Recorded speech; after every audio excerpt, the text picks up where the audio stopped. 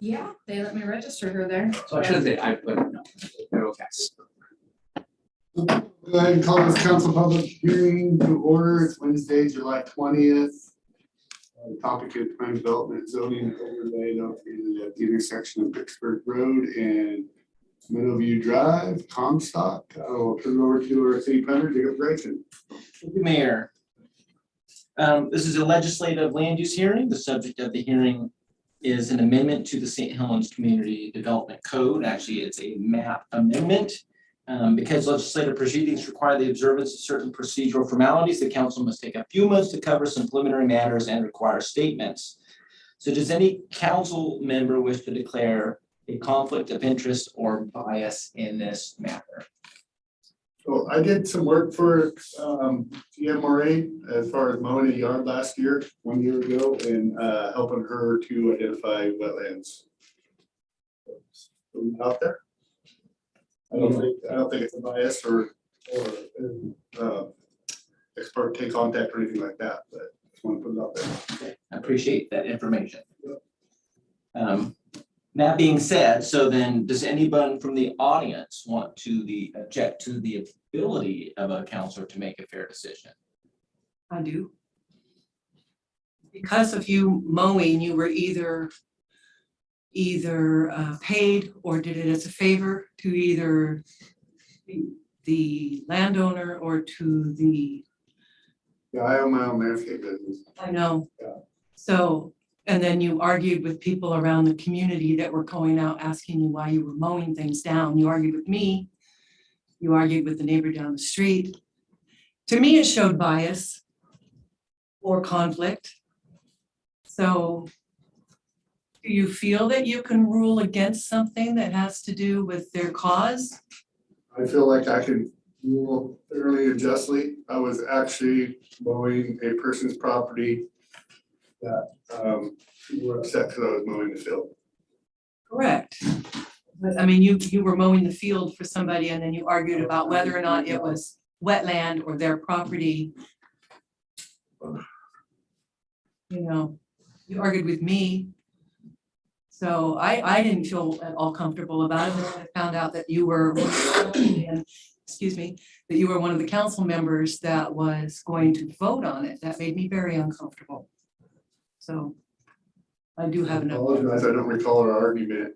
I know, well, I wasn't the only one, but I can't speak for them because they're not here right now, so. There was only one, actually, that I don't remember an argument with you, and I apologize for that, but there was one, and I actually was misunderstood how to get into the property. I have no problem with part of this. Yeah, let's Yeah. get the testimony, then we can kind of deal with what we have. We do have someone on Zoom that has their hand up. I'm assuming their hand up is for the question of fair decision making. Yes, that is correct. My name's Abby Dawson, 59312 Mountain View Drive. And I also object to Rick Scholl as being able to make a fair decision about this. When he was crossing my property, he didn't even tell me who he was, which to me, he was just trying to basically act as a landscaper only and not acting in his official capacity as mayor. But to me, that is a conflict of interest that he now may be making decisions that impact that property and the surrounding areas. Okay, thank you, Abby. Anybody else on this particular matter? I think he's got a dog in the fight. Or I think he's on the side of the development. I don't think that he could be unbiased in this situation, personally. What's your name, sir? My name is Matthew Snook. Well, Mr. Mayor, you can voluntarily step down for this action, or it can be a matter of discussion with the council as a whole. Well, I'd like to consult with the council. It's true that I do own my own landscape business. It's true that I mowed a yard for GMRA for Comstock to identify mainly the wetlands to delineate them. It is true that Yeah, I came through her wetlands unannounced, not even know it was wetlands. If you looked at it, you would, unbeknownst to me, I didn't know there were any other way in, and, there's a really weird right of way to get into the property, correct, Jacob? That lower section, Oh, off a bar? off a bar only. Yes, it is kind of. That's why I was trying to not destroy wetlands and come over a wetland. So I had to try to come to a dry spot. I have no issues with stepping down, but I definitely don't have a dog in the fight, and want to make that clear to all citizens that I am fair and honest. And I would just appreciate that you would accept that part at least. I have no issue with stepping down, but I don't like the accusations that are on my business for years. I've lived here for years. I work for all citizens of St. Helens. Well, I mean, I'll jump in. I think, I don't know either way, but I think that when it's brought to our attention as a council, that best practice is to just ask you to step out of this vote. That's my thought. I think we can still make a fair decision with the rest of the council that I think you would probably, agree with, so. I was hoping that Council President Morton would be here, so I could turn it over to him. So Yeah, I'm gonna turn it over to. next in charge. Yep, No finger. I'm gonna turn it over to Councilor Lopez. Do you have something to add? Okay, so. All right, Rick, so if you're gonna step down, it's best that you leave. I just want to state for the record though, that I don't have to, that I'm doing this voluntarily because it does not meet the criteria. But I will step down voluntarily. Thank you, Mayor Schultz. Yep. You guys in 7 o'clock for sure. 25. Yeah, there's another hearing. Okay, Councilor Topaz, you are the navigator. But I'll continue reading since. All right, so the rules for the conduct of the hearing are set forth in the handout on the table in the back of the room. Generally, the order of proceedings will be as follows: the required statements, as I'm doing now, the staff report, which I'll do shortly after that, the applicant's presentation, those in favor. Usually we ask for those neutral as well, those opposed, rebuttal by the applicant, close of the hearing, close of the record, deliberations and decision. And just so for the people who are at the planning commission understand, so we have these public hearings and then deliberations will be part of the regular session, which will start at or after 7 o'clock, depending how long everything else goes. So there is kind of a break in the sequence of this decision with some others. So don't let that startle you later on. The following statements are to be made at the commencement. Does anybody have an issue with? We'll need to cover that with Council President Morton, since he's on his way.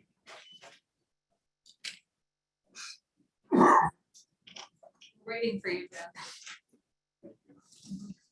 Well, you may not want to thank us. Now in charge of the meeting, the senior person here.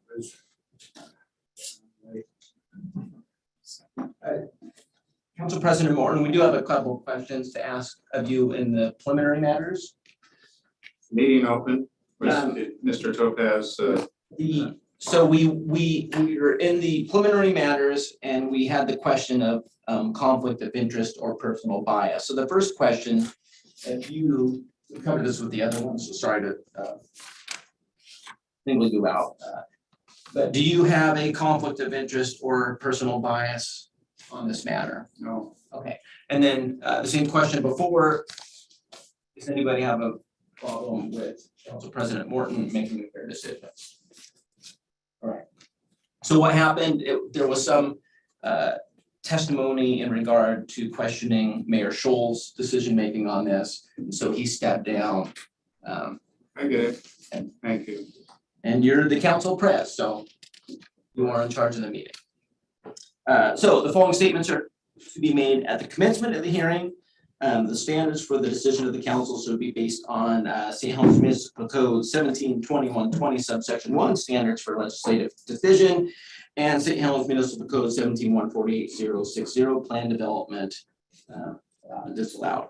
All testimony, arguments, and evidence must be directed towards the applicable standards as listed or other criteria which the person believes applies to the decision.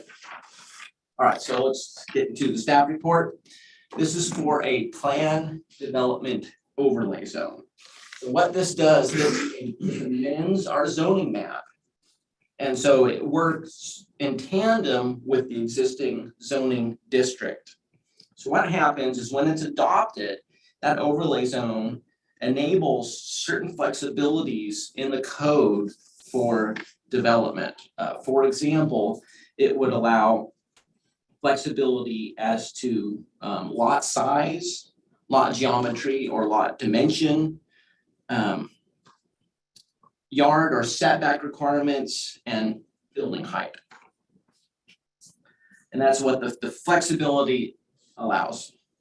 In this case, we have a vacant, undeveloped 12-acre property. It's actually two separate properties, one 11 acres and then a 1 acre piece that is along Pittsburgh Road.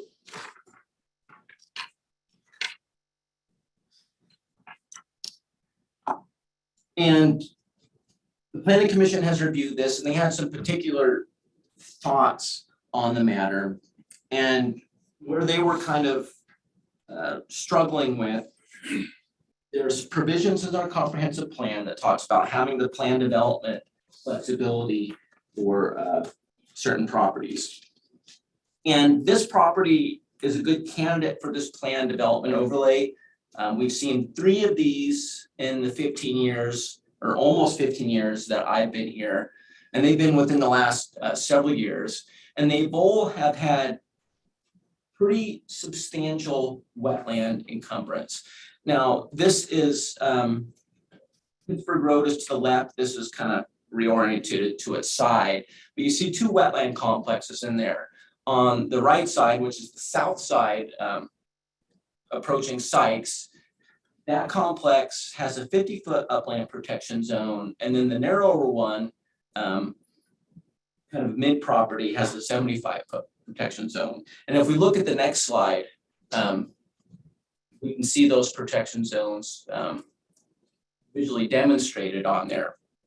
And so the plan development, it's logical in that you have this long kind of skinny piece, you have those wetlands which are protected. And then the other thing you have going on is you have several street stubs on either side. And so there's a lot of things that are already programmed into you into how you carve this thing up. And the Planning Commission was struggling with the intent of the flexibility and then also compatibility with the surrounding neighborhoods. There's a lot of testimony about that. And basically what their conclusion was, you know, we're okay adopting this, and this was a unanimous decision with 1 member absent. We're okay adopting this, but they wanted to stay with the minimum lot size of 7,000 square feet for this zoning district, as well as the side yard. So they were uncomfortable granting those flexibilities for the side setback and for lot size, because they felt like, based on the proposal, which had a lot of smaller lots, that it would be a compact development, which didn't really honor the R7 zoning district. And it was recently annexed, and they kind of talked about some discussions through that annexation where the applicant talked about larger lots in R7. And so that's where they had kind of a problem. The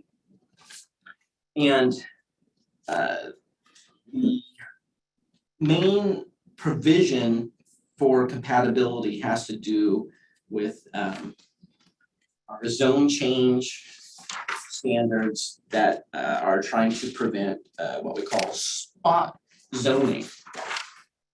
And a spot zoning is a rezoning of a lot or parcel of land to benefit an owner for a use incompatible with surrounding uses and not for the purpose or effect of furthering the comprehensive plan. So it's essentially it's about honoring the R7 zoning district.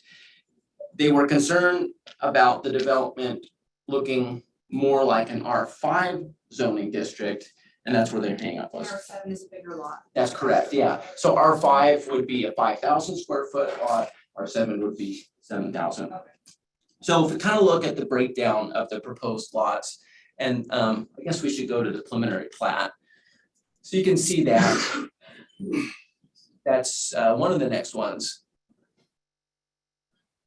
Yeah, so this is, it's broken into two parts. But if you looked at it closely, so of all the lots,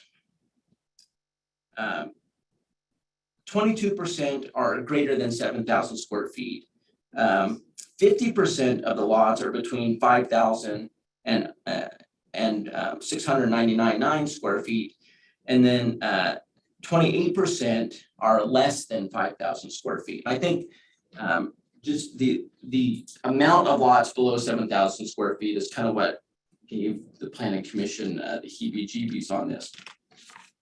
And so that's kind of the big question for you. One, if you still want to look at approving it.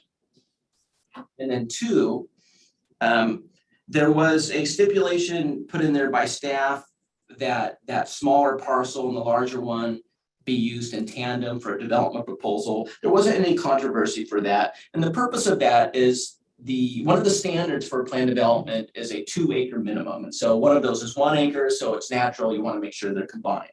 And then the one that the planning commission added was this basically, we were going to allow the flexibility on everything except for lot size and side yard. Can you go over the percentages and square footage one more time, please? Sure, yeah. If you want to reference this later on, this is on page 9 of the staff report.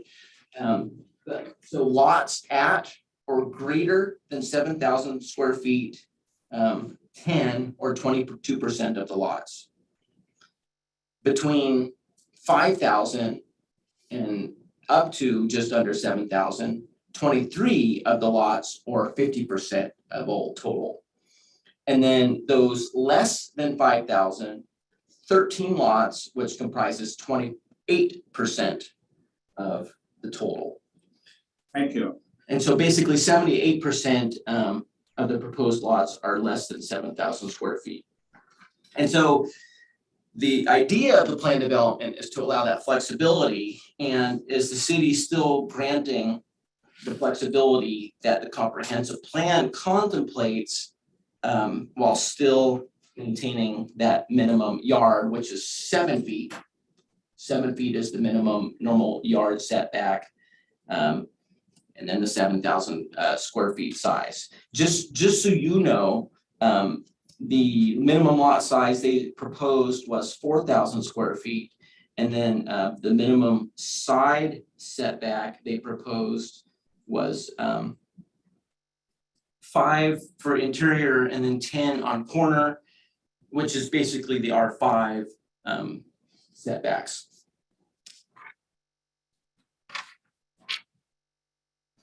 That's essentially the highlight. There is a related subdivision proposal. The planning commission has decided on that. That's not what we're talking about today. That subdivision, it was denied based on some of this, but that is currently in its appeal period, and if appealed, would come to you later on. So sewer and stuff kind of comes into play there, but this is a zoning action. So we don't get into sewer for the purpose of the zoning map. So that's the overview. Any questions for me before we open it for public testimony?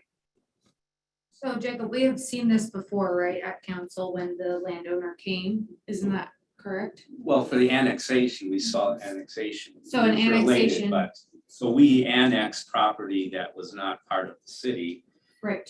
and we did that with and assigned an R7 zone. Right, And- that's what I wanted to clarify. Within R7 zone, and then the overlay here is to pose the flexibilities that Jacob did. So we heard this to annex, and we annexed. With the property. interpretation that we would say R7 That at we- the time. That would be include R7 in our. That's what I just wanted to clarify that for my own. Sure, no, that's a good question. It probably feels like deja vu. Right. And you would be right, this is something you've looked at before. Okay. The way the plan development, quote unquote, normally works as far as the zoning is it does provide those flexibility, but the zoning still dictates density. So there's a density calculation.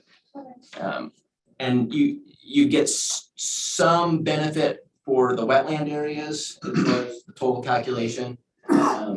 And the density calculation was okay, you know, the staff and the applicant went back and forth on that a little bit, but it was that the lot size was the big thing. We're over 7,000. What percentage of the area was that? Over 7,000? 22%. 78% also less than our.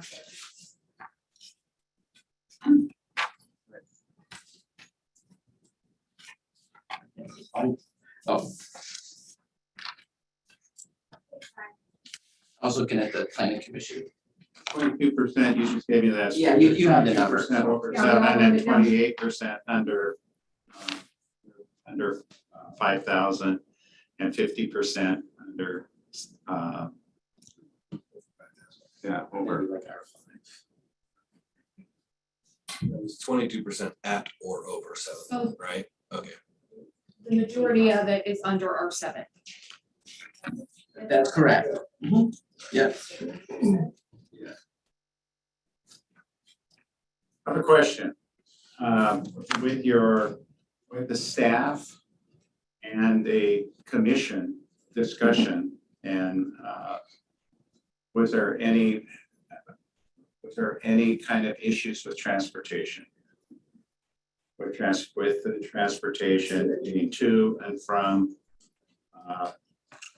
on the corridors that are provided? Yeah, that's a good question. There was a traffic impact analysis related to the subdivision. And that was done in accordance with our code. And it did not identify any functional deficiencies that this development would create. They say now, functional deficiency versus people's perception of quality of life are two different things. We've experienced that forever, but there's no identified functional issue as identified by a traffic engineer. Along with the traffic parking? Parking issues? Parking, all of the streets, well, so any lots that is developed would have to meet its minimum parking requirement. The plan development does not allow flexibility on parking. All of the streets, except for the most southerly one, are the full width proposed, which allows off-street parking on both sides. If we go to the next slide and look at the southern half of the site, you see that hammerhead there at the bottom. That's actually off that little triangular piece that was dedicated as right-of-way, which is probably another deja vu phenomenon when we were talking about that. That is using the skinny street standard. But if you recall, we revised our skinny street standard a couple years ago so that it is at least wide enough to require on-street parking on one side. Thank you. Sure. Council, any other questions? Okay, so first is the applicant. And I think they are both in person and in Zoom land. I'm gonna assume Ken Sandblast will start, who is in Zoom Correct. land. That's correct. I just raised my hand.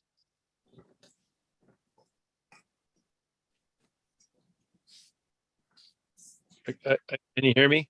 Yes, you're on. Okay. Thank you. It's Ken Sandblast with Westlake Consultants. And I just wanted to testify tonight for the applicant. The planned unit development, as Jacob has done a good job of outlining or summarizing, and as you have read the staff report and the PC, the Planning Commission recommendation, I just want to touch on a couple of highlights about it. The planned development, as I think you're all aware, is an overlay zone on top of the R7 zone. It is not a rezoning of the property in any change to the zone that you just covered when you annexed it. That seemed to have gotten a little bit lost at the Planning Commission. Right from the very beginning, one of the planning commissioners raised the idea that this was a rezoning of the property and changing the R7 and kind of raised a variety of issues. And that really isn't the case here. This R7 zoning is what it is. We're not asking to change it. The only thing that we're doing with this is applying the planned development overlay, which provides the flexibility that not only did Jacob talk about, but also what that is in your code. And that flexibility is exactly for situations like this, where you have a piece of property that not only has significant natural resource areas and the buffers that Jacob talked about, but street stubs that are coming into it in specific locations and an overall configuration that's very rectangular, and as I know you all know. So with those kinds of constraints, when you get to a subdividing of the property, the planned development is just simply a way with which we're able to divide the land with the flexibility built into it that's necessary to divide it and still achieve what's allowed to be done under the R7 zoning. So as the staff report lays out, and the Planning Commission recommendation is kind of laced into the staff report after their recommendation decision here a week or two back, it basically finds that we're only asking for the flexibility that's allowed by the planned development overlay. Density is not one of those things. So that got also a little bit confused and lost, I think, at the Planning Commission, probably partially on my fault or my behalf, because I started to describe some of the math behind it. But the density of the R7 is not at question here. The amount of units that could be calculated or proposed for the land is not changed by this planned development overlay. It's simply just a way in which the land is divided and you get the flexibility. And the result is, yes, as Jacob talked about, and you just asked questions about, there are lot sizes that are less than 7,000.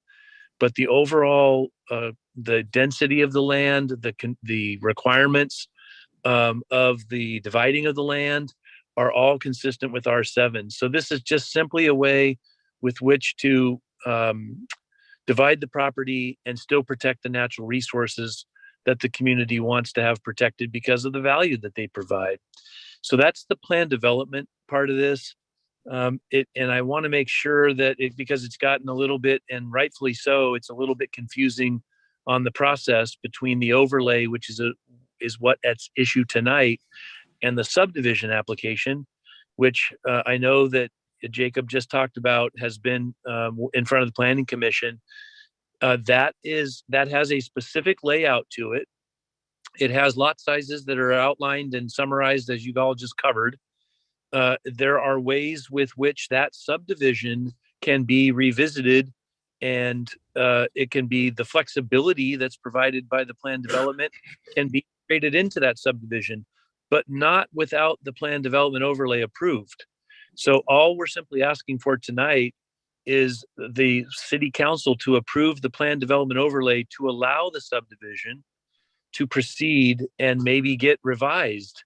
For example, the current recommendation from the Planning Commission says that we would take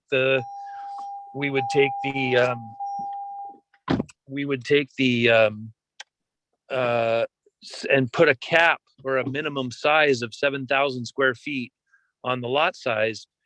If you do that, when you do that, what that results in is no flexibility. and it defeats the purpose of the planned development overlay.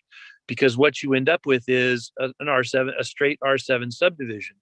Therefore, when you cap that minimum lot size at 7,000, you've then created a situation where you may as well not even have the planned development overlay. So what they've essentially done in their recommendation is eliminate the opportunity for the planned development. And of course, we don't support that. It's not why we proposed the planned development overlay. So we would ask for your support to modify that recommendation, make it an average of 7,000 square feet instead of a minimum of 7,000 square feet, because we believe that we can modify the subdivision application by reducing some density by just a couple of lots, maybe 2, 3, 4 lots, make an average of 7,000 across the project, and we believe we can revise the project so that there's no lots less than 5,000 square feet. So all of those categories and tables that you looked at and reviewed here a few minutes ago would be revised and changed, and you would have an average of 7,000 and nothing less than 5,000. And if you would like to look at putting a condition of approval on this plan development that says something like that, then we're receptive and open to talking about it. I've covered a lot of ground here. I realize that. It's unfortunately the way that this kind of is coming with the plan development separated from the subdivision. It's a little bit confusing for everyone involved. And so I apologize if some of this is kind of overlapping, but that's in a nutshell what we would request. And that is that you support the plan development overlay. And if it needs to be conditioned, it's with an average of 7,000 square feet, and and even put an additional condition of no lots less than 5,000. I stand open to asking or answering any questions that you have. And I know that Clark Vorm with Noise Development is there at your meeting tonight, so he may have some testimony to add as well. So thank you very much for your time. Ken, I do have just a question just to make sure we're covering everything. Sure. You didn't talk about the side yard or side setback issue the planning commission brought up? Yeah, the side setback issue. Thank you. So they also conditioned, or that we proposed in the plan development overlay a 5-foot side setback, and as Jacob noted, the planning commission has asked for 7 in their recommendation. We would prefer 5 internally within the subdivision. It creates 10 feet between buildings, which we think is more than adequate. It provides the light and space between buildings to allow property owners to do what they need to do. 7, by putting it 7, again, it takes away the exact specificity that's in your zoning code as one of the standards that can be reduced or created flexibility within by the plan development. So I know that you haven't seen a lot of plan developments after the planning commission. I know there's only been 3, and this is the 3rd one. But the whole purpose of the plan development is to provide that kind of flexibility. So we would request that the lot side setbacks still remain at 5, even after the planning commission changed it up to 7. So thank you, Jacob, for that. So that's an added, just question is that's 3 added conditions. Is that correct? Well, the one condition was added by the planning commission where they said a minimum 5,000, or excuse me, a minimum of 7. So all we would ask is to modify that one to replace the word minimum with average. So that's one condition. The second one was in our proposal was the 5-foot side setbacks, and the planning commission recommendation includes 7. So we would request that one just simply be deleted and the original proposed application be approved. And then the third one was, yes, it was added. I suggested that if you're concerned about lot sizes as part of this plan development, to add what would then be the second condition, and that would be a minimum 5,000 square foot lot size, so that you would have 2 conditions, an average of 7 and a minimum of 5, and then approve the rest of the application as it was proposed.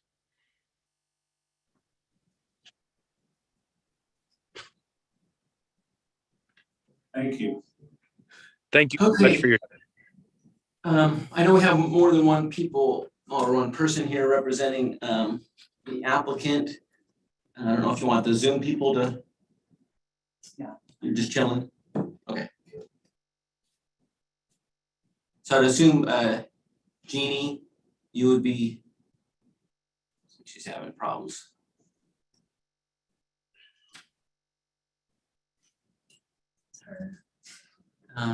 Oh, and maybe both are.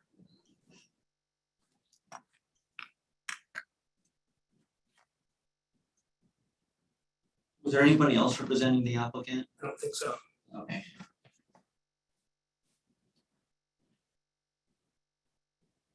I think for the sake of time, Hi, Jacob, I'm here. oh, you're here, Can you hear me? okay. Yeah, Sorry, I just did audio because I had actually a planned vacation, so I have two little kids in the background, so if you hear them, I apologize ahead of time.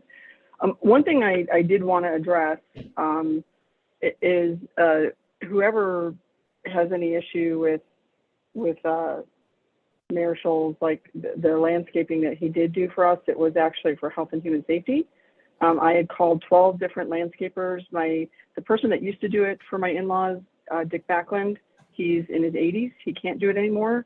So we've been trying to find someone to do it for the fire hazard issues that people have complained about. And he was the only one that was willing to do it. And it was actually for the town because it is a fire hazard for the houses next to it. It's because it's such a big parcel. We're having a hard time, and I can even send recordings from other landscapers that have turned me down. Since he has done it, he's, because of the application and stuff like that, he's basically told us that he couldn't do it anymore. And I'm still trying to find a landscaper to help with the fire hazard, potentially for the surrounding houses. It is an issue, right? That is of concern to not only us, but it should be for the homeowners that are adjacent to the property, right? From that perspective. So I just wanted to put that out there there is no impropriety, there was never any impropriety, and there's no relationship before and or after, that particular piece. And it was mainly so people could actually get onto the property to do the wetland delineation study, which we were trying to make sure the family was done prior to picking a development partner so that we knew exactly what we were working with and that we were protecting the key components that people had said was important to them. And frankly, important to our family with that one. And so to reiterate what Ken and Westlake have said, the whole purpose of the plan, unit development override or piece with that, the only reason why it wasn't applied for during the annexation or that process was because I did not know to do it. I had applied for annexation, which Jacob can attest to, in September prior to ever going into contract or considering any of the potential buyers that had already been talking to us with that one. And it was based off of, we had hired one of the foremost experts in the state of Oregon to do a study of what would be best for that area based on the state, county, city, and then different, regulatory bodies for the protecting of the wetlands and identifying what we had. And so that was his recommendation. And so what to the developers' credit is they were the only one of 6 that was willing to not try and push and get a land use attorney to push for R5 zoning and actually try and put more houses on there like Emerald Meadows. So they were the only one that were willing to kind of go with the confines of what the town told us that they wanted. I went, when I flew in and talked to different townspeople, as far as the roads and making sure there's ample parking, making sure that the wetlands are taken care of. And that's one of the other things that we were looking at, is that there's a homeowners association that will, sorry, I can't think right now. I apologize. I don't know if you can, I'm not on video, but my daughter keeps walking up to me, so I'm sorry about that one. But basically, so that there's enough that the HOA, the fees and the dues can pay to maintain the trees that people talk about. Like some of the, like we've been trying to find someone that can go and, shear the trees, and it's like $6,000 a tree. So there's a lot of expenses that go with that, what we've learned from the Meadowbrook HOA president. So we want to make sure that there's enough funds there to take care of the protected wetlands and to take care of the wildlife that everyone has talked about from that perspective. Thank you. Any questions? Can you state your name, please? Jeannie Moraine, Morain. Yeah. Trying to make sure that the box was, got it. Yes. And I'm the power of attorney for James and Chieko Comstock. My father-in-law passed away. It will be a year ago on July 24th. Chieko Comstock is my mother-in-law. The only reason my husband doesn't do this is unfortunately he has a heart condition, and it kind of precludes him from things that are really stressful. And frankly, the way that this thing has gone, I'm kind of glad that he is not in the center of it. Thank you. Okay, thank you, Jeannie. Public testimony time. We'll start with those in favor of the application. Start with anybody live, and then we'll go to Zoom. Don't see anybody jumping up. Is there anybody in Zoom land that would like to testify in favor of this application? Okay. Neutral, is there anybody physically present that would like to testify neutral? They're not necessarily in favor or against. In Zoom world, if you want to testify in a neutral manner, please let us know. See a hand.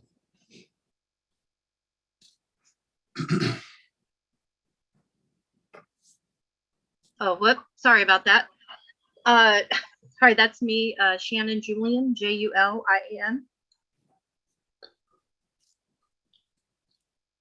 Shannon, are you intended to be neutral? Yes, I am. Okay. Well, You have, as far as the proposal, as far as the development itself, yes. okay, you are free to speak. Thank you. My concern is what you would refer to as a street sub. I live on Edna Barn Lane, which is one of the proposed offshoots of the subdivision. And my concern is referencing something that a gentleman mentioned earlier, which he referred to as functionality versus quality of life.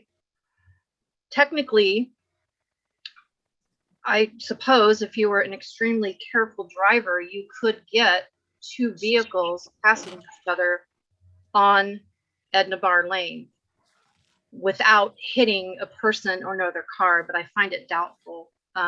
People that come back and forth on our street have to do so single file. They need to pull over in front of someone's house to let another car pass through. Having all of that additional traffic to the subdivision, which again, I am neutral about, does propose a problem for side streets like the one that we live on. Technically, can it be done? Maybe. Should it be done? No. It is, I view, as a functionality and a quality of life issue for those of us that live on Edna Barn Lane. Honestly, it's a safety issue. That's my testimony. Thank you, Shannon. Mm-hmm. Okay. Those opposed? So we'll start with the folks present here. Hello, I am Shauna Strock Harrison, and I am opposed to this. First and foremost, I feel kind of a little, we kind of just skated right past the sewer thing. Because I don't know if you guys all know, but we were here till 1 a.m. on Tuesday night, which ultimately is what really, I felt, kept the commissioners kind of a little aghast with it, with this current sewage lack of infrastructure that we have to support the new building that's supposed to be going on around here. I mean, you can't even go to the bathroom in here. Can't, don't flush too much toilet paper or your sanitary napkins or whatever you have. Anyways, you guys have a notice in there about it for bathrooms there. So I don't know if you guys got some plumbing problems here that are just exclusive to you, but it's an old building, I get it. Regardless, can someone apply for annex and overlay at the same time? Conceivably. Okay, well, she had mentioned that she would have known, she would have applied for that at the same time. So I was just a little confused with that because I think a lot of this has been an unfortunate situation. as we have the urban sprawl and the guise of affordability is max density. And this keeps being pushed down everybody's throat. And the builder even said that he couldn't guarantee, but the prices of these homes will probably be like $600,000 to $700,000. The development I'm very familiar with. My husband's dad built Meadowview Drive, and at that time it was zoned R10, and he kept a half-acre lots to try to keep within the aesthetics of the rural setting. This has been pushed, which is why the commissioners and us were here till 1 a.m. because they were questioning this R7, which was already a push to put it into, then an overlay. They can call it whatever they like, you know, I mean, you put a clear coat on your car, so apparently you don't get rock chips. At the end of the day, it allows them to do more finagling. I'm also so sick of hearing the max, like, because of the mass of the build of the property itself. The property itself has wetlands on it. You're gonna have to accommodate that. This 22%, them acting like, well, this is like for if you take the whole gross value. Well, you don't get gross value, you get net value when it comes to cashing your paychecks. I don't understand why they keep on pushing that narrative because it's a bunch of crap. And the mayor sat up here before you walked in and stated that he had a hard time knowing where to go when someone complained about him trespassing on their property because it's hard to delineate where the wetlands and that area is down there. You were on, Commissioner, all night, right? So you clearly probably have a little bit more. Have any of you watched it? I mean, it's available on YouTube for a little bit. You got 6 hours of your time you guys would like to spend. I don't understand why we're doing this. We're having sewage back. You guys have seen the map in regards to the sewage infrastructure that we don't have for the sewer lines. That was the main concern, in my opinion, that came from the commissioner meeting. The real estate market is slowing. You know, you guys, the commissioner said that we are already at what we are forecast in regards to building homes to accommodate our community. So it's really difficult to understand what the big push for that is. I mean, it'll be real interesting to see how we do with all the building that's already in process with the apartments and everything. You know, 22% of the 7,000 lot standard, that's failing. I don't know. I mean, I got 22% in school, that's failing. So lack of sidewalks for ingress, egress. I'm really curious what water municipality is supposed to service this. You know, you guys are still pushing to fill the lagoon with the super, you know, fun site dredge spoils. You know, I got a lot of people that work out there on the river and I hear all about it. I don't understand the thought process. To me, this isn't rocket science. It's very, very simple. We have the capacity to do this, and we're gonna do this. What in God's earth are we thinking? We know that we're gonna need that lagoon for all the building that you guys wanna do. Everybody sees $1 and they think it's gonna be great, but then you've got already, they were saying 5 to 10 million. I doubt it. I bet you 20 probably. I mean, that whole map, if somebody would pull it up, I mean, there's red lines all throughout. They have it a 5 year is what they anticipate. So, you know, 28 seconds till midnight. And I ain't staying here till midnight tonight, but I know a lot of other people are watching it. And so I know a lot of people got to talk, but I think it's a real bad idea. To the baddest, to the bone. Call George Thorogood. 12 seconds. I don't need them. They can take them, cash them in for something. Okay, I'll try it. Hi, my name is Vicki Nust, NJUST, 34854 Westboro Way. I was here at the last meeting too. It was a lengthy one. We were all extremely tired. So in terms of the density that keeps being mentioned about how the density meets the 7,000 square foot standards. From what I understood and from what Councilman Teshi? Commissioner Toski. Understood it, that yes, you have a 12-acre parcel, but you cannot include the wetlands in that calculation, which is what's being done. So that makes the density much more dense in the areas of the homes, and you have the wetland, which you can't do anything with anyway, so you shouldn't be using that in calculation. That's what they understood. That's why he and Jennifer Pugsley, correct? Okay, she was on Zoom. Both felt that there was kind of a bait and switch. So did a lot of people in the audience. That's a lot of why they stuck with what they had originally intended, 7,000, 7,000 minimum, 7 feet clearance. And what I don't understand, among a lot of things, is why is it so impossible to take a large rectangle with a few areas of wetland and do 7,000 square foot lots? When we discussed it at the last meeting, it looked like it was gonna have to dummy down the lot size to 38 from 46. And I don't know why that seemed so hard. Maybe the bottom line, the margin was too narrow. Didn't want to say what the house plant prices were going to be. Said they couldn't estimate, but I'm sure that's part of the margin. You have to estimate it in your mind, or else you wouldn't make it, an attempt to do something like this. Big project. But I do feel it's a spot zoning situation when you take 10,000 on one side and 7 on the other and 7 down below, and all of a sudden we're going less than 5. That's high density. It doesn't fit. And I believe they can do it. I think probably anybody that's adjacent or in the community, if they had to deal with not having a path or any of the other little accommodations that they said they were doing for the community, would prefer to have the larger lots, less houses, less cars, less congestion. I'm really opposed to him getting what he's asked for this time. I was like, okay, 7,000, that's what I originally thought was okay. And the 7 minimum is kind of a bummer because I don't want a house 7 feet off my property line, but that's what the zoning is without an overlay. And I'm completely opposed to what Ken Sandblast is attempting tonight. It's really frustrating to see this, and then I won't go on and on, but the sewer issue is another problem. So I don't see that we should be putting anything in at this point until that's dealt with.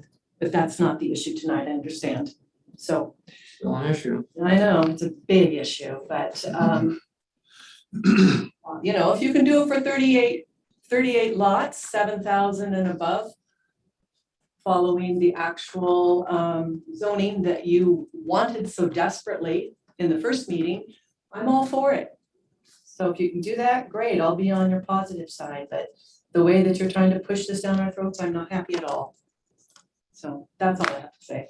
I have a point of clarification, if I can ask a question. Sure. With your wetland issues that you brought up about wetlands not being configured into the plan. Does that include the setbacks from the wetland as well? Which I believe the perimeter is 50 You have to feet. ask that. It's 2.7. Does that include setbacks? Yes, the upland protection zone, the code allows a portion of those open space areas to be folded back into the density calculation. Okay, but not all of it. Not all of it, it's a portion, it's like a quarter, I think. Okay, so still, I mean, that was where he was getting his density being 7 and we were going, no, you're wrong. Because we weren't including it, he was. Thank you. Yeah. Anything else? Thank you. Matthew Snook, for the record. Matthew Snook. So, there's a lot of points here to touch on. What a job you guys all have to stand up and protect our community and look after our community. But when developing these types of things, we already know that every one of the surrounding areas is gonna have an increase in traffic. There's already clogged streets on Bar Avenue. I have to go that way to go to work, right? I head down that way.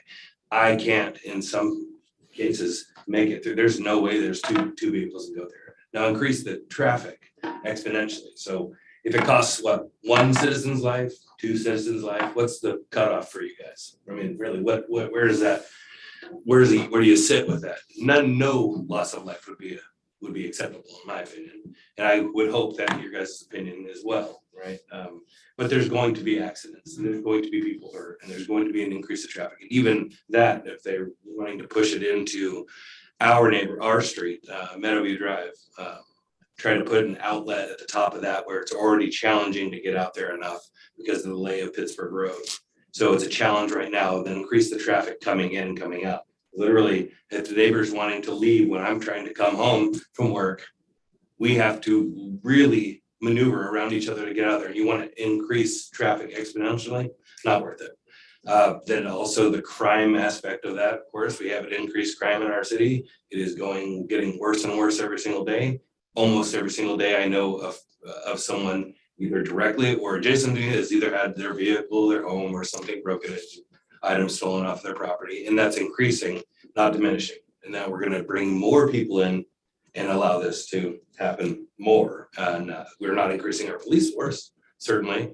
We are, They- actually, just for the record. Well, I mean, not so far, not Not yet. very hard for that, Yeah, so. well, not yet, they haven't been increased in there, and every officer I've talked to, they don't even, half the time, won't pull people over, won't stop somebody from doing drugs. I saw somebody smoking crack outside of the athletic club in front of an officer in Columbia City, and he didn't want to do anything about it, couldn't do anything about it. His hands are tied, he's got a cite and let him walk away, because it's all, so that's not the neighborhood or the city or the town that I grew up in, that's not. Doesn't look anything like it. I've been here my entire life, 45 years. I'm third generation in this community, so, and if it keeps going the way it's going, I will be the last generation in this community.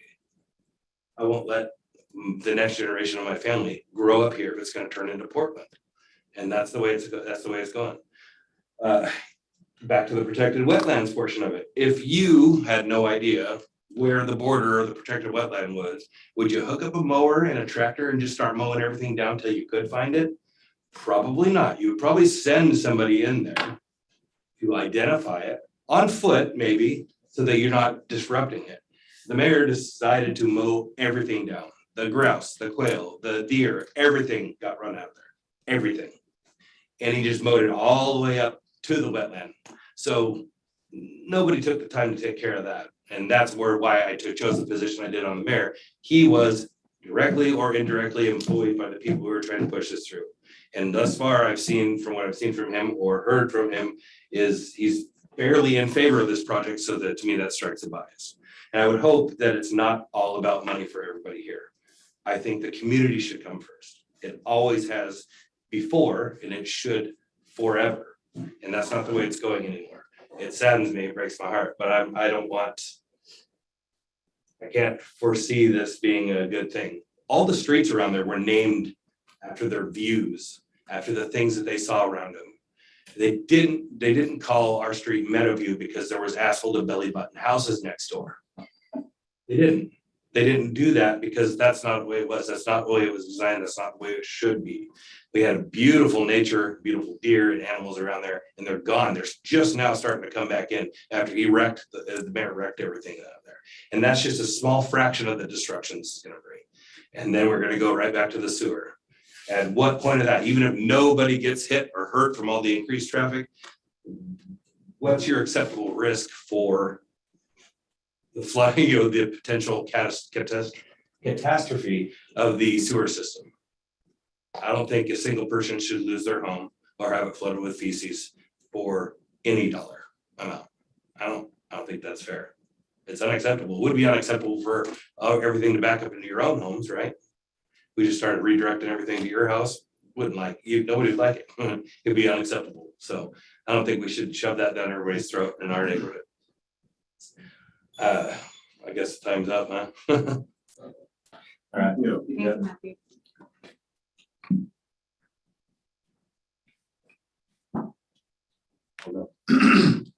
Name's Jacob Holder. I have a house at 59460 Meadowview Drive and a house at 59420 Meadowview Drive. I unfortunately was not here the other week because I was out on vacation. I didn't realize it overlapped, so I've been hearing a lot of this information from my neighbors. I have a lot of concern with them wanting to put a road out offshoot on the Meadowview Drive. Our neighborhood is very quiet. It's a dead end street. There's not a lot of traffic on there, and it keeps things a lot quieter where we are. If we end up adding that road into our neighborhood, it's gonna cause a lot of problems. We're gonna get a lot more increased traffic, and as Matt said, it's already hard enough to drive out onto and pull out onto Pittsburgh Road. You add that with the traffic that's on Bar Road, there are many places on there because of street parking where you can only fit one car through at a time, and it causes a lot of problems. I've seen issues where people have almost hit other cars. I've almost been on head-on collisions coming through there because you can't see around the corners and the cars are built up. And if you add this, you're gonna start increasing the amount of traffic through there, and it's gonna make things even worse. I do not agree with the lot sizes. One of the things that I do like, and I appreciate you bringing this up earlier, with the lot sizes that we have in our neighborhood, is it does give it that more rural aspect. You know, we're on 1/2 to 3/4 of an acre lots. There are a couple lots in our neighborhood that are 1 acre lots. You know, if 7,000 square feet should be at least the minimum. I honestly think it should be higher. I think the zoning should be at R10. You guys are right on the border of rural area, and you guys annex this in so that it can be zoned differently. And I don't feel like it should be zoned to an R7. You know, the amount of density, that's part of the reason why I left Hillsborough and Beaverton. I wanted to get away from this kind of density, and I'm seeing it go up here like crazy. You guys are building 250 some odd apartment complexes down by Walmart. I mean, how are we gonna support that? You guys, the high school, I mean, it's practically in shambles. I mean, I know you guys are redoing it, it's being rebuilt and redone, but it's already at capacity. Where are we gonna send them? Not only that, we have one grocery store, one major grocery store in this town that can barely support this town as it is. I don't know if you all have been there at like 5 o'clock on whatever weekday it is or on a weekend. The place is packed, and it can take you 15 to 20 minutes just to check out. This density is too high for our neighborhood, and I highly oppose you guys putting an offshoot of this neighborhood into my neighborhood.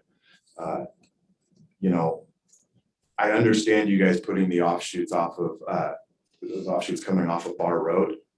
You know, you guys have them gated, you guys have the little barriers up, basically indicating that it will eventually be developed. But there's nothing indicating or any reason why you guys should be putting an offshoot on it that would be Drive. We have a really tight-knit neighborhood. Everybody knows each other. We know who comes down our road, and now you guys are just increasing the amount of people that are gonna come down here thinking that this potential road punches through, and it doesn't. You know, as Matt stated earlier as well, that the policing in St. Helens, I know, you know, Counselor, you said that that was getting improved, but as of right now, it hasn't. The sewage system is a huge concern for me. I pay an absorbent amount of money in sewage, and it's unbelievable that anybody in this commission or counselors can think that we should go ahead and go through with this if we don't have the infrastructure to be able to support this.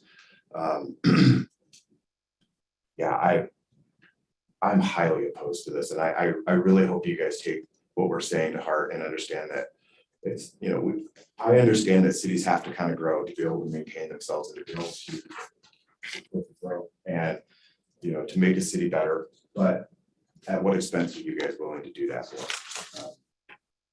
That's pretty much all I have. So I thank you for your time.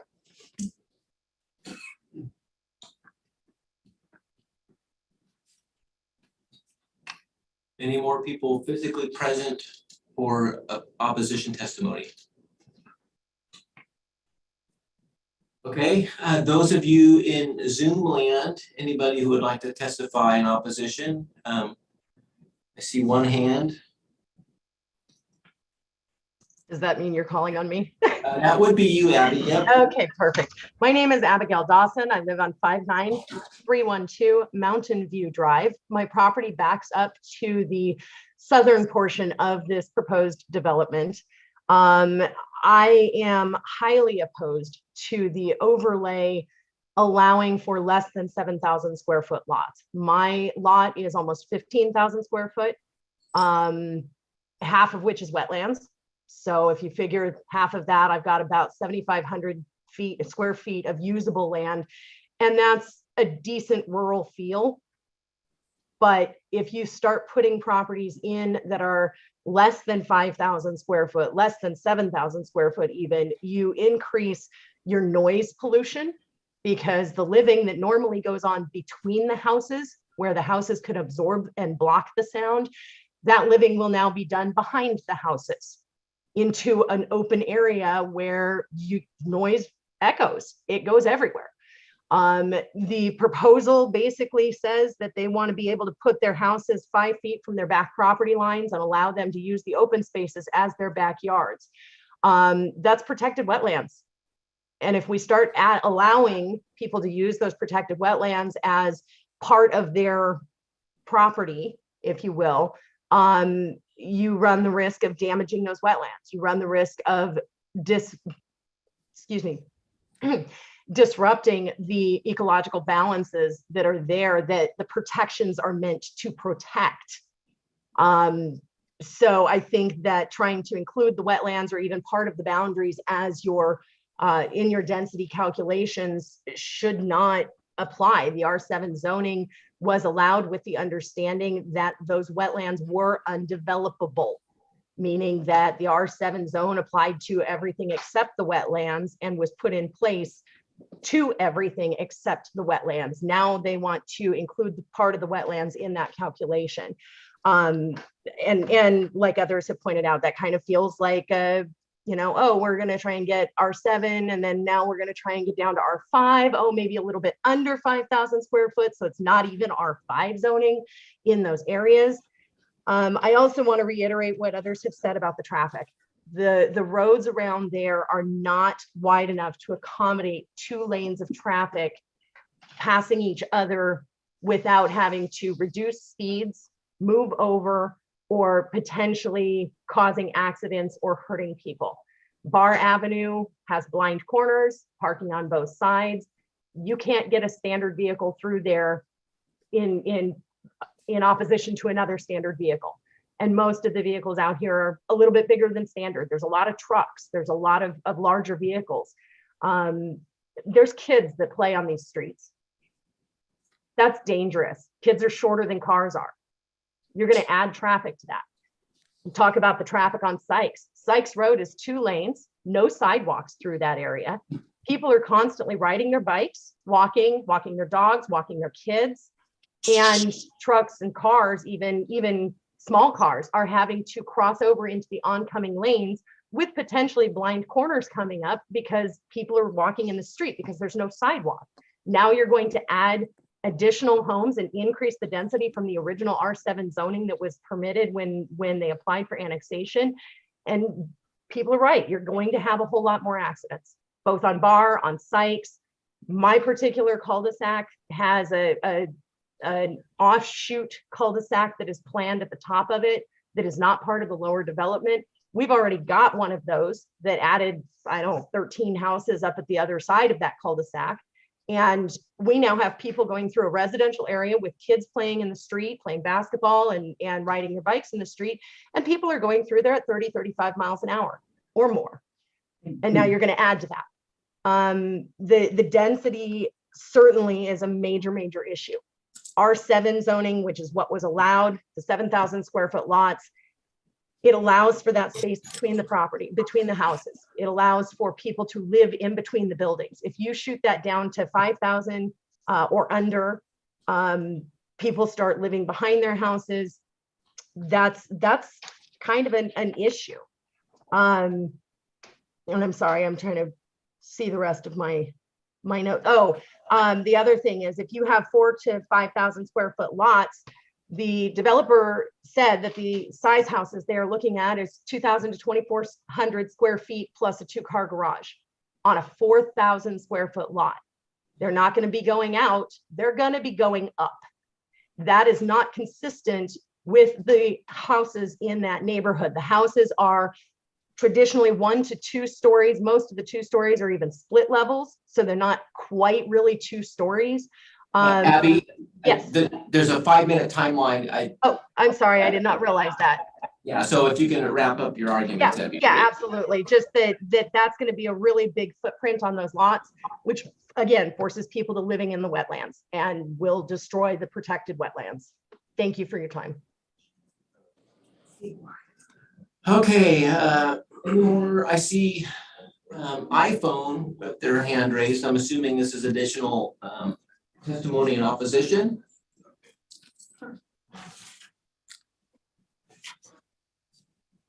Yes. If you could tell us who you are and then provide your testimony, that would be great. Heidi Oliver, 34815 Westboro Way. You're right in this neighborhood. Okay, Heidi, you can testify. Okay, so here's my deal for Miss Comstock. I know she's a lawyer. She cares so much about St. Helens, yet she lives in Arizona. I want to know, really, and I don't need to see the whole will. What I want to see is the will of her father-in-law. And where is the son? You know, why is she representing everybody in the family? That is my question. Second of all, I'm instrumental in getting a stop sign put in here, and Muhammad's going to put another one in, okay? And I love Jacob. Jacob is a nice guy. You know what? and I've got PERS. I got tier 1 because I work for the Port of Portland Police Department, okay? And so I'm lucky. I'm damn lucky. And what I want to say is people drive like nuts. We do have kids. We used to have a forest until Dick Bailey built his little piece of, just wanted to make a living. You know, that's what everybody wants to do, just make a living. Okay, on a living on us. And I'm furious. I am downright furious because I don't work. I'm retired. I'm disabled. I'm blonde and skinny. But I'll tell you what, I will fight to the very end for this neighborhood. We are suffering and we can't take any more. And whatever is going on with Miss Comstock, she needs to go back to Arizona and figure something else out. You know, we don't need a jogging path and we don't need a ton of houses all jacked up 44. We don't need any of that. What we need is a quiet neighborhood again. And we do not need, like Bar Avenue, a bunch of cars parked along the street. No, we don't need that. And first of all, and second of all, to Miss Comstock, she says an HOA because, oh yeah, that way they won't have dumpy cars and all this stuff. I'll tell you what, we're not an HOA. We're stuck right in the middle. And I'll tell you what, we don't have one dumpy car in this neighborhood. Not one, not one. We take care of our neighborhood. We're quiet and we take care of our stuff. No, that is ridiculous. That was a stupid statement by her and no HOA. And yeah, go ahead. You know, you're a lawyer, Miss Comstock. So what are you going to do now? You're going to go back to Arizona and take all your money? You know what? You know, if you like it so much, Miss Comstock, then you come and live here. You buy a house in that little subdivision area that you want so much, and you live there. And let's see how much you like it. That's what I would like to see. See how much you like it. I am really mad, and I'm really mad about the apartments across from Walmart. And I know it's not Jacob's fault. What it is a total mess, is what it is. And the traffic's bad. Highway 30 is bad.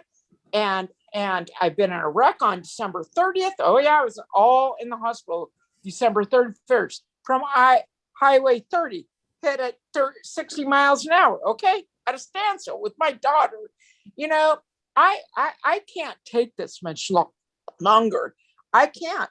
And, you know, and do we all have to move to Alabama or Florida or something? Is that what we need to do? Tennessee? Is that what you're doing? Is you're driving us all out of here? You want to bring Portland? You want us to look like Hill's Burrito? Is that what you want? Is that what you want? And I'm not racist at all because I'm an elected Republican. You know what? I am not racist, but I'm telling you what, you are pushing the ticket and you guys should not be doing it. You shouldn't be doing it. And if you loved St. Helens, you wouldn't do it. I've lived here 33 years, okay? And I cannot take it. It was not the place that I moved to. We had 2 lanes, then we got 4 lanes, and I was pregnant with my youngest daughter, and I was stuck on the highway coming back from the Port of Portland. and 4 lanes, and then they had to develop that. And then what you get is you get cracked asphalt, and then you fill it with this black stuff that blinds you in the sun. You know what? No, that is not right. Something is real cheap here, okay? And it's all about money. And right, the sewer, yeah, I'm not happy with the water department. Trust me, I am not. I'm not happy with that little excursion boat. Not happy to build a hotel or whatever on the river, And I don't know, trust me, I know 2 judges. And you know what? You're not gonna. This is like insanity. It's insanity. We got to stop. At some point, we got to stop. She can hold on to that property. Heidi, She should wait. Heidi, I'm sorry to interrupt. We do have a 5-minute limit, and Oh yeah. We're at that point. I don't know if you have any quick final comments to summarize your testimony. Well, I could talk for an hour. I'm sure you can. But we do have the limit, so I want to give you an opportunity for a quick summary statement. Well, thank you so much. Thank you for giving me the time, because you know what? I have 2 brain injuries. I worked for Columbia County Road Department. Went over 100-foot embankment on Vernonia, Scappoose, Vernonia in 2004. Crushed my skull. I was 2 years in recovery with a TBI. Okay, with military people. And you know what? I see accidents happen all the time. I'm jumping all the time. People don't know what a medium is. They don't know when to turn. They don't know anything. They don't even have a lot of them don't even have headlights. I look at that stuff. It's ridiculous. Pay more attention to that stuff. Thank you, Heidi. We appreciate your testimony. Okay, thank you. Anybody else in Zoom land in opposition of this proposal? I think that's it with the testimony. So this would be the opportunity for the applicant to provide any rebuttal as you see fit. Thank you again, Ken Sandblast. I would like to respond to some of the testimony. I would begin by saying what I said when I originally testified tonight. The plan development overlay is what's at question here. A lot of the testimony that we heard was about traffic, about sanitary sewer, about wetlands and undevelopability of wetlands. Those are all issues that are associated with the subdivision. And as I testified originally, it's a little bit confusing for the process. So it's confusing for me as well.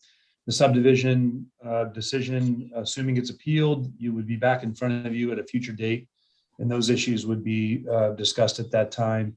This is about the plan development overlay. And again, this is about the flexibility of the developing of the land. Some of the testimony we heard was about the wetlands and setbacks down to 5 feet or something. There is nothing in this plan development proposal that's reducing setbacks down to 5 feet in the rear yards. I think as Jacob said, and I think as the application shows, we're not in the wetland areas and we're outside of all of the required setbacks. There's a 75-foot setback on both sides on the north wetland and a 50-foot setback on both sides on the south wetland area. And so there is no development and no proposed quote flexibility to develop in the wetlands for this proposal. So whether it's sanitary traffic or wetlands, or we also heard at the Planning Commission some same testimony tonight. It just reminded me the apartments downtown and the grocery store and some of those things are really not at issue about whether or not the plan development overlay is appropriate to provide flexibility for the property. This is not about changing the zoning. It's not about changing the density. This is an urban zoned piece of property. It's for single family residential development. There is no proposal to change that as a result of this plan development overlay. This is simply just a way to allow a subdividing of the property to occur and essentially protect the wetlands. And as I said, extend and connect the streets, which is required as well by other provisions of the code. So I just want to continue to focus on what this is and not what it isn't, because again, it is a little bit confusing. So I understand some of that. I would just reiterate that what we have said tonight is, and requested tonight from you, is to revise it from the minimum to the word average of 7,000. And then also to allow us the opportunity to condition the subdivision to be no lot less than 5,000 square feet. With those two conditions and the remainder of the proposal, we would ask that you find in support of this and approve the plan development to allow the subdivision, which again, based upon the Planning Commission's decision, there's going to be an appeal of that. So that'll come at a future date. And these other issues that were raised tonight could be talked about at that time. I stand ready to answer any questions that you have, and we would again request your support.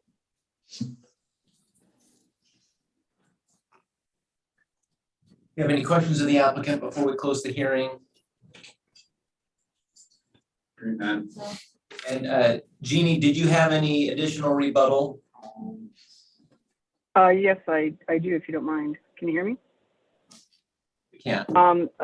There's a few things I would hope that people would take into consideration. I've heard a lot of things about our family, and hopefully when the time comes that you lose the patriarch of your family, that you give his wife or the husband time to grieve. So that land, we're not talking about, I'm not representing the whole family. I'm representing the only legal heir, which is the wife of James Martin Comstock. They've owned that land together since 1987. It's been in my father-in-law's family for over a century.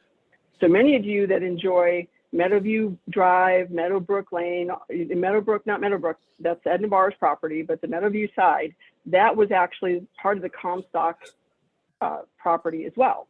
So many of the testimonies, if my father-in-law's late sister did not sell her land, you would not have your homes today.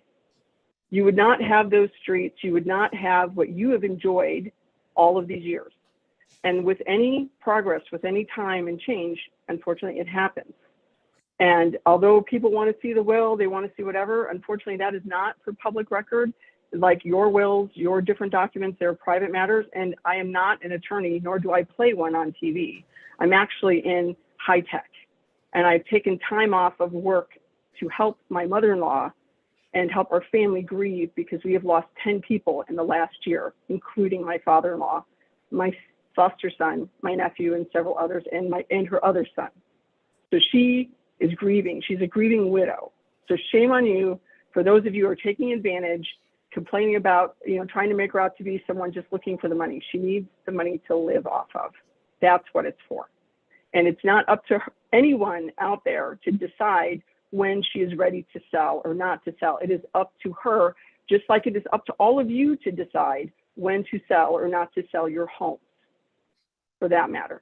Now, for some of the pieces that were brought up, and I'll go really quickly, this is about the plan development overlay. I have talked to the developer and worked with the developer to see how could they reduce the number of houses to fit within the areas of the wetlands.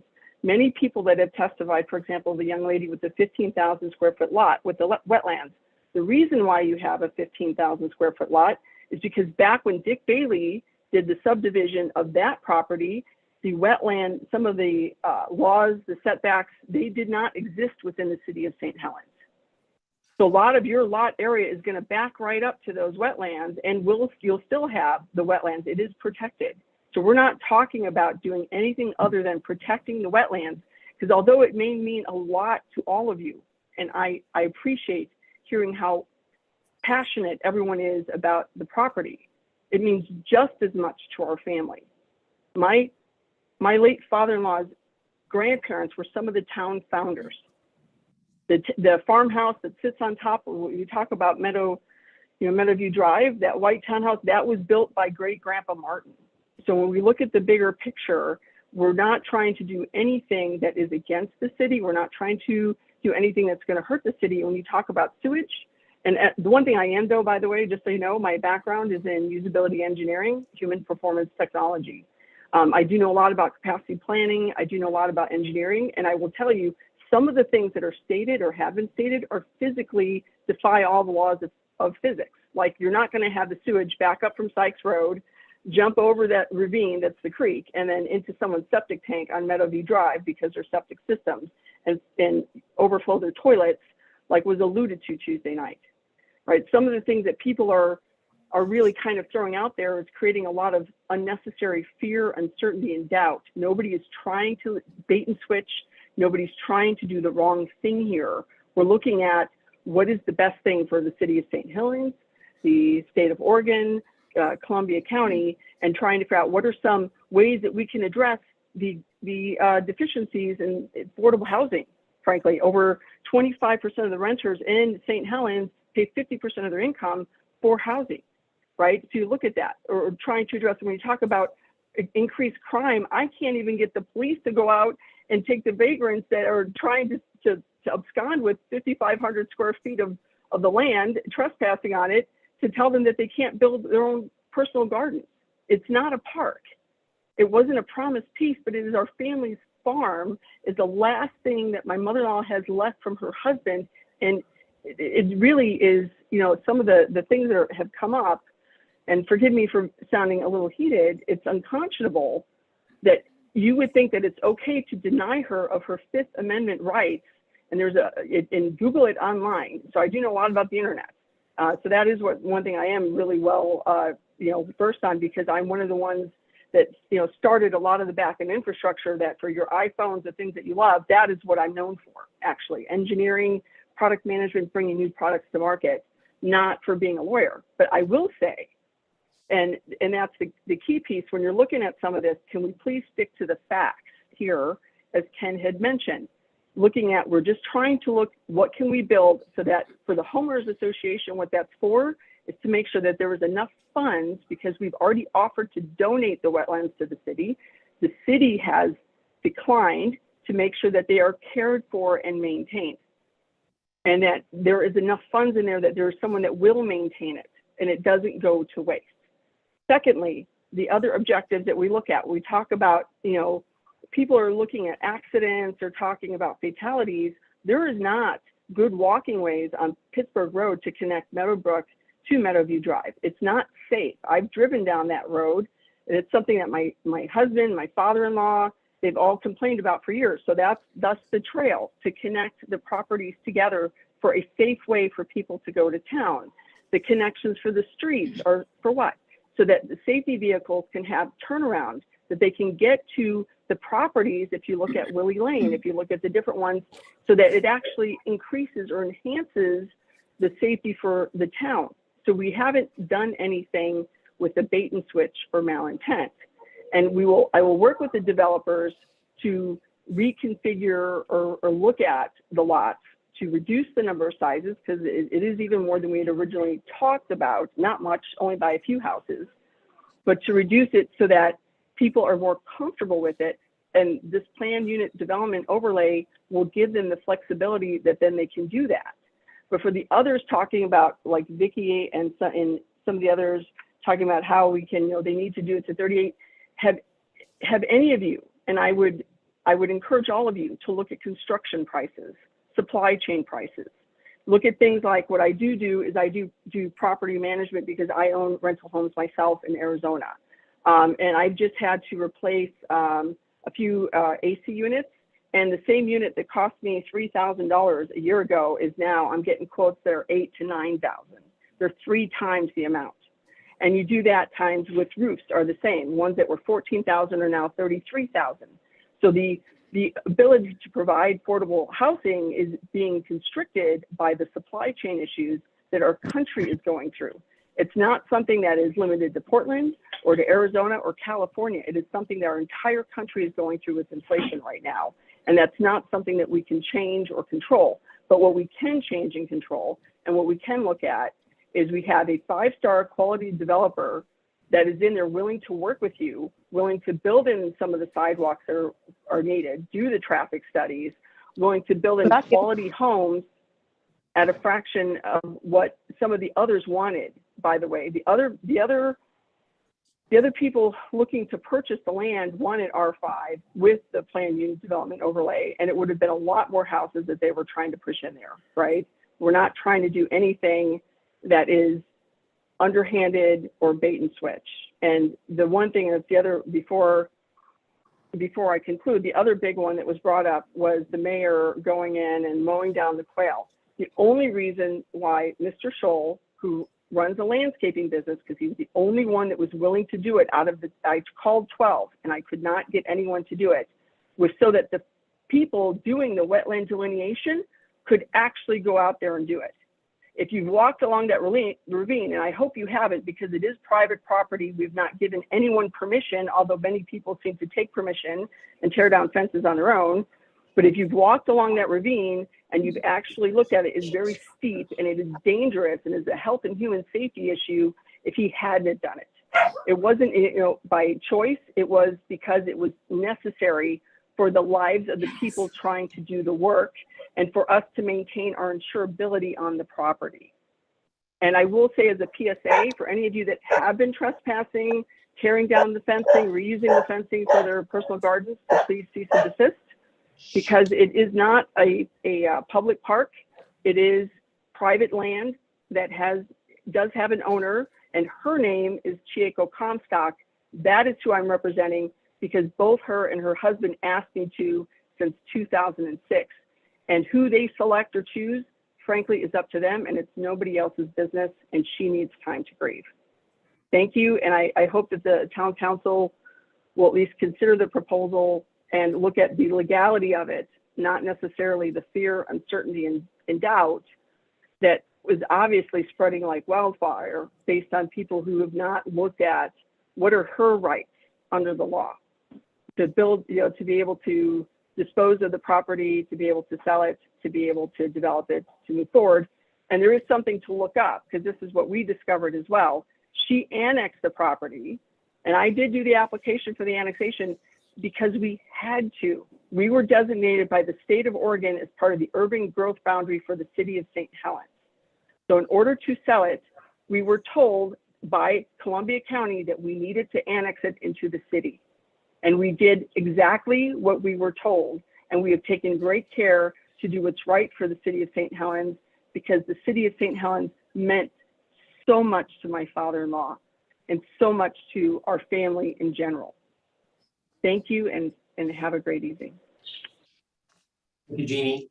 Any final questions of the council before we close the public hearing? Yeah, me.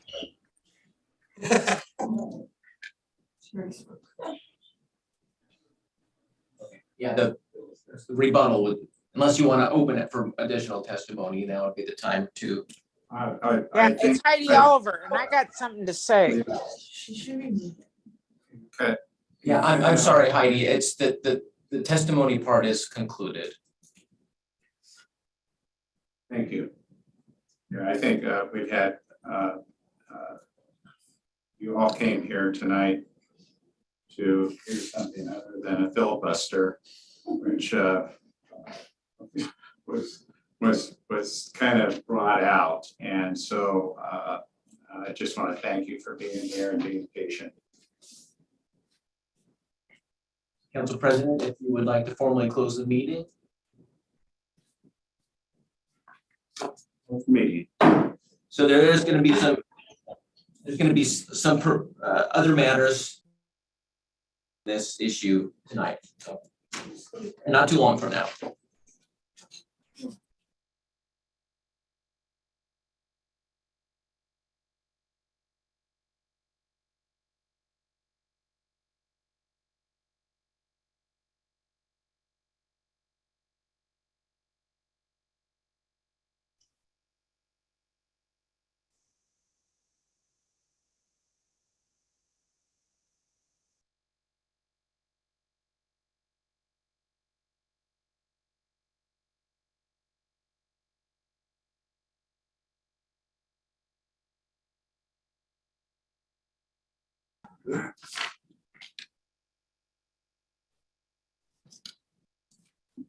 You're recording?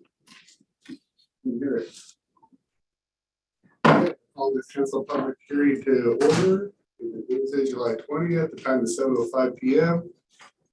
The topic is Columbia Pacific Food Bank Community Development Block Grant Completion. And I'll turn it over to our Associate Planner, Jamie Dimshow. Actually, we got a new title. Kind of. Yeah, thank you, Mr. Mayor. Yeah, so this is a required public hearing for the Community Development Block Grant Fund program through the state of Oregon. The city of St. Helens partnered with the Columbia Pacific Food Bank in their renovation project at 1421 Columbia Boulevard. They moved their existing facility on Milton Way to a very nice, bigger facility on Columbia Boulevard. So I'm going to read a couple things just to check the box that we've had this public hearing. And then I'm going to ask our executive director of the food bank to speak about some of the benefits. But very quickly, it's estimated that this project will benefit at least 19,981 persons annually, of whom 100% are low or moderate income. This is based on the estimated number of people served for the food bank in 2021. And that the purpose of this hearing is for the City of St. Helens City Council to obtain citizens' views about the project and to take comments about the local government's performance with this grant program. And just in my reflection of this project, you know, we applied for the application back in 2018.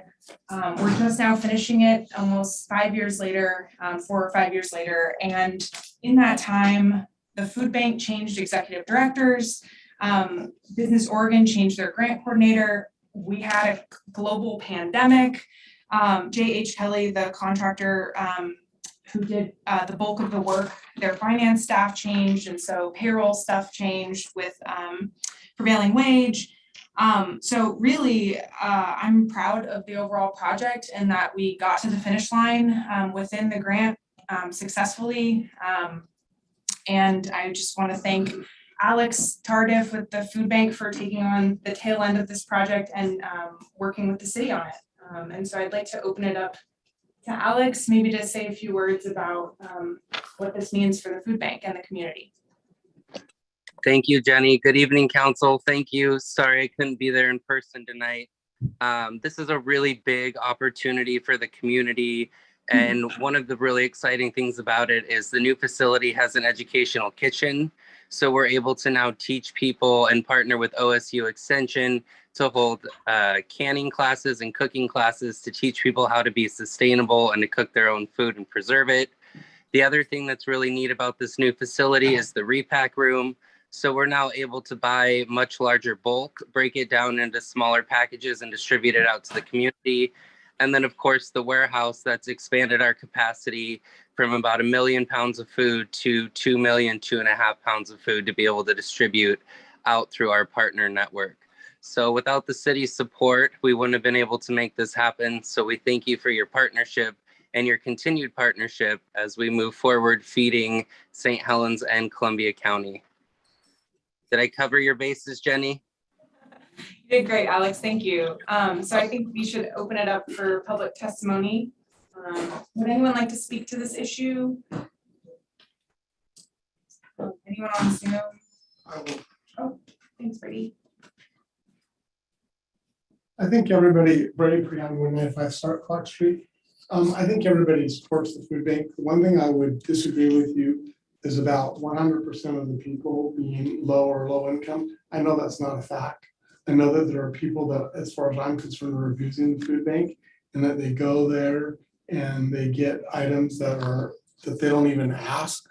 So that does bother me. And I do think that the food bank should do a better job of making sure that those people that do receive their services are in fact low income and are not just showing up, because obviously there are needed people and that need it, and those people that don't shouldn't be there.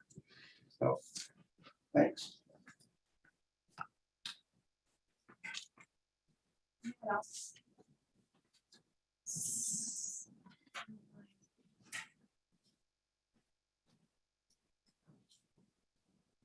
One of the iPhones, I can't tell which one. Whoever wants to speak on the Zoom, can you unmute?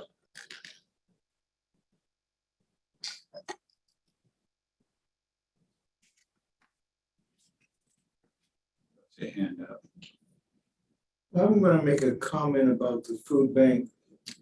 The food bank, as Alex just described, receives food and supplies from state and federal agencies. There's a great number of residents of this town that also donate from their farms, their backyards, and other places, and a lot of stores in the area donate food, the food bank beyond the federal and the state supply. There's also a number of citizens in this town that take that food and take it to people who won't go. Either they can't get there or they're ashamed to go. So it's a surprisingly community-oriented food supply. As anything, I'm sure people take more than they should. A lot of people take it for other people.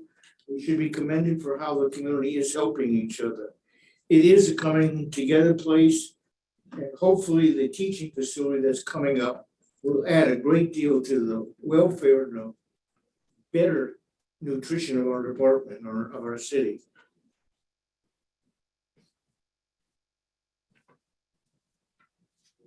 I was just gonna, before we leave this issue, I wanted to give a well-deserved accolades to Jenny Dinshaw for her management of this project. It's been ongoing, and it's block grants or federal programs. They just run through the state, but it's still federal requirements, federal paperwork, reporting, more reporting, and closeouts and more closeouts and more reporting, and it seems to never end. And when we sign on to be a sponsor for whether it's the food bank, and years ago we did the senior center in a similar fashion, that bring a lot of value, millions of dollars to the community to support these facilities, and there's a lot of work on our end. And then all the agencies that are able to be sponsors are counties and cities, and cities is one that's best to do that.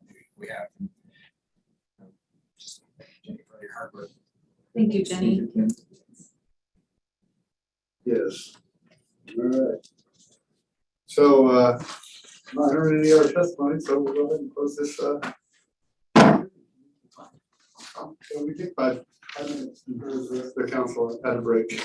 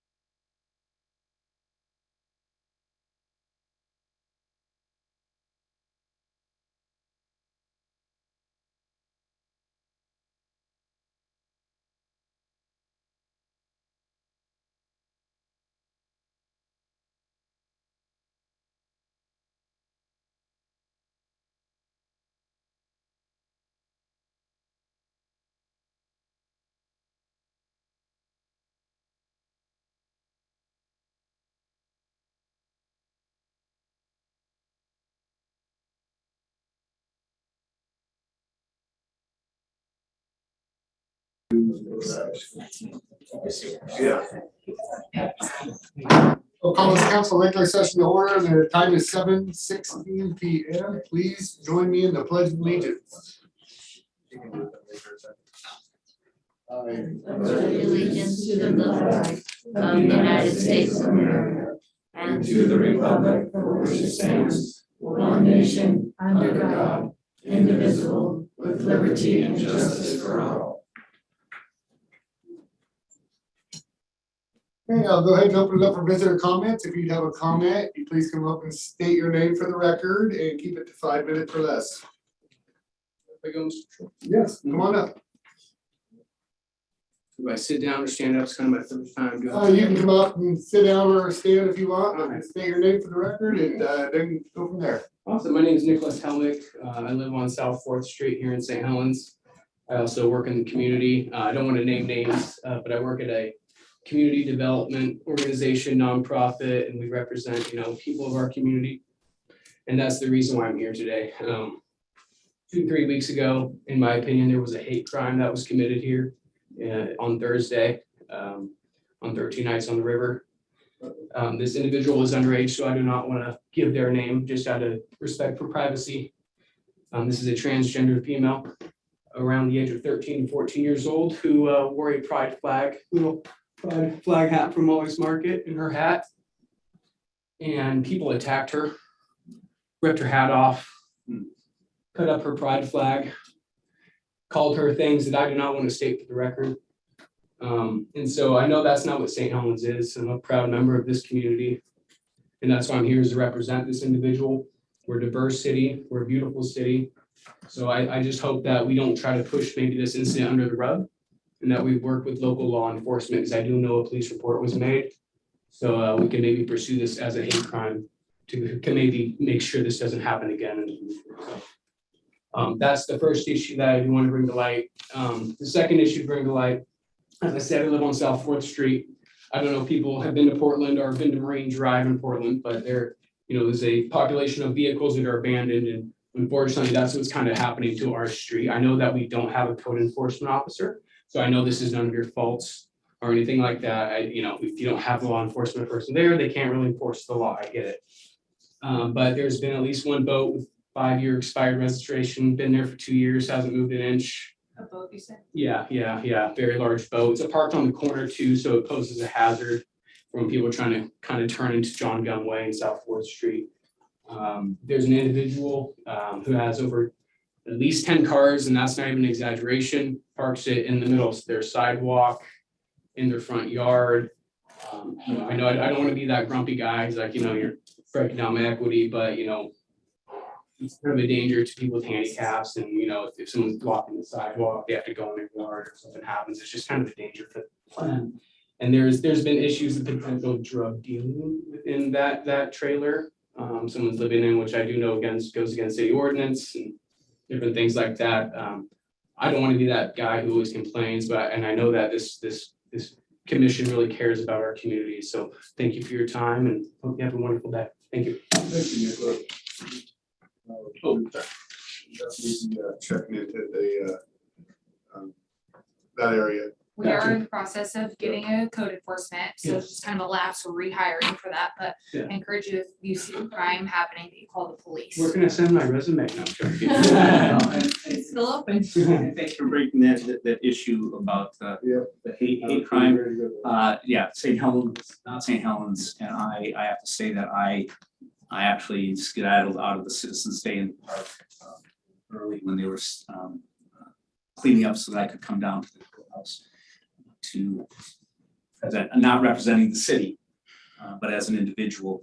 But I am proud to be a member of City Council, where I believe that we affirm the right and dignity of every resident and every human being, that there's no room in our community for discrimination against them. Well said. And just to know that from this council's person, that my values are with DEI, diversity, equity, and inclusion for all people in our community. Thank you for coming forward. Appreciate all your help out there in our community too. I know who you work for. Oh, gosh. Thank you. Go ahead, come on up. Want me to get back to work or? Please state your name for the record and My name is Molly Matchak. I'm the owner of Molly's Market.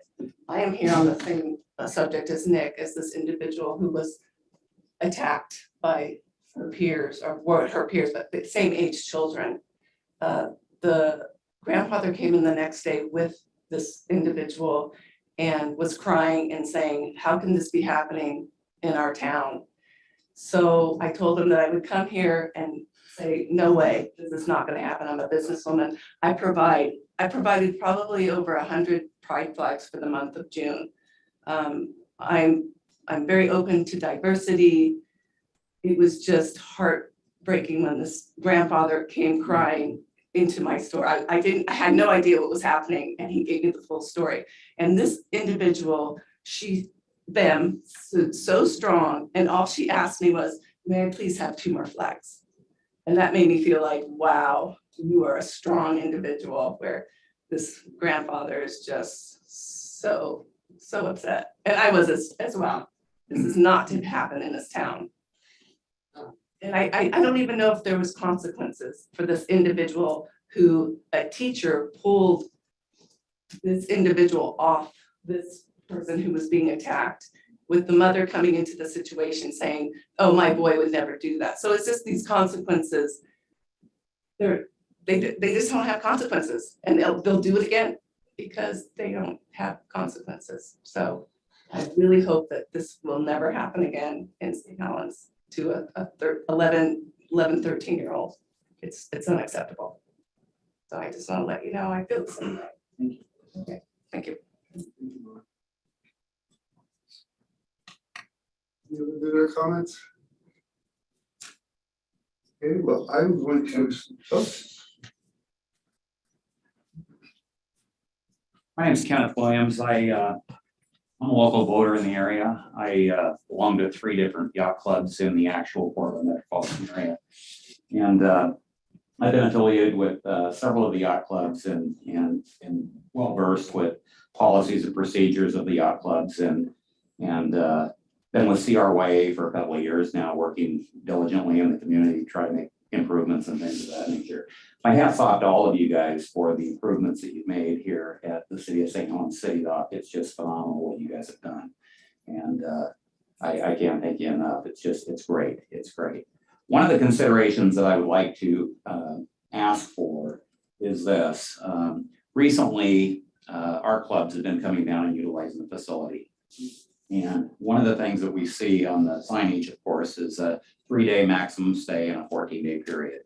And realistically, I find myself on the 4th of July weekend actually violating that rule, because I was here on Thursday. Actually, I came out on Wednesday, so to be part of the 13 Nights of the River. And then we ended up staying all the way through until Monday.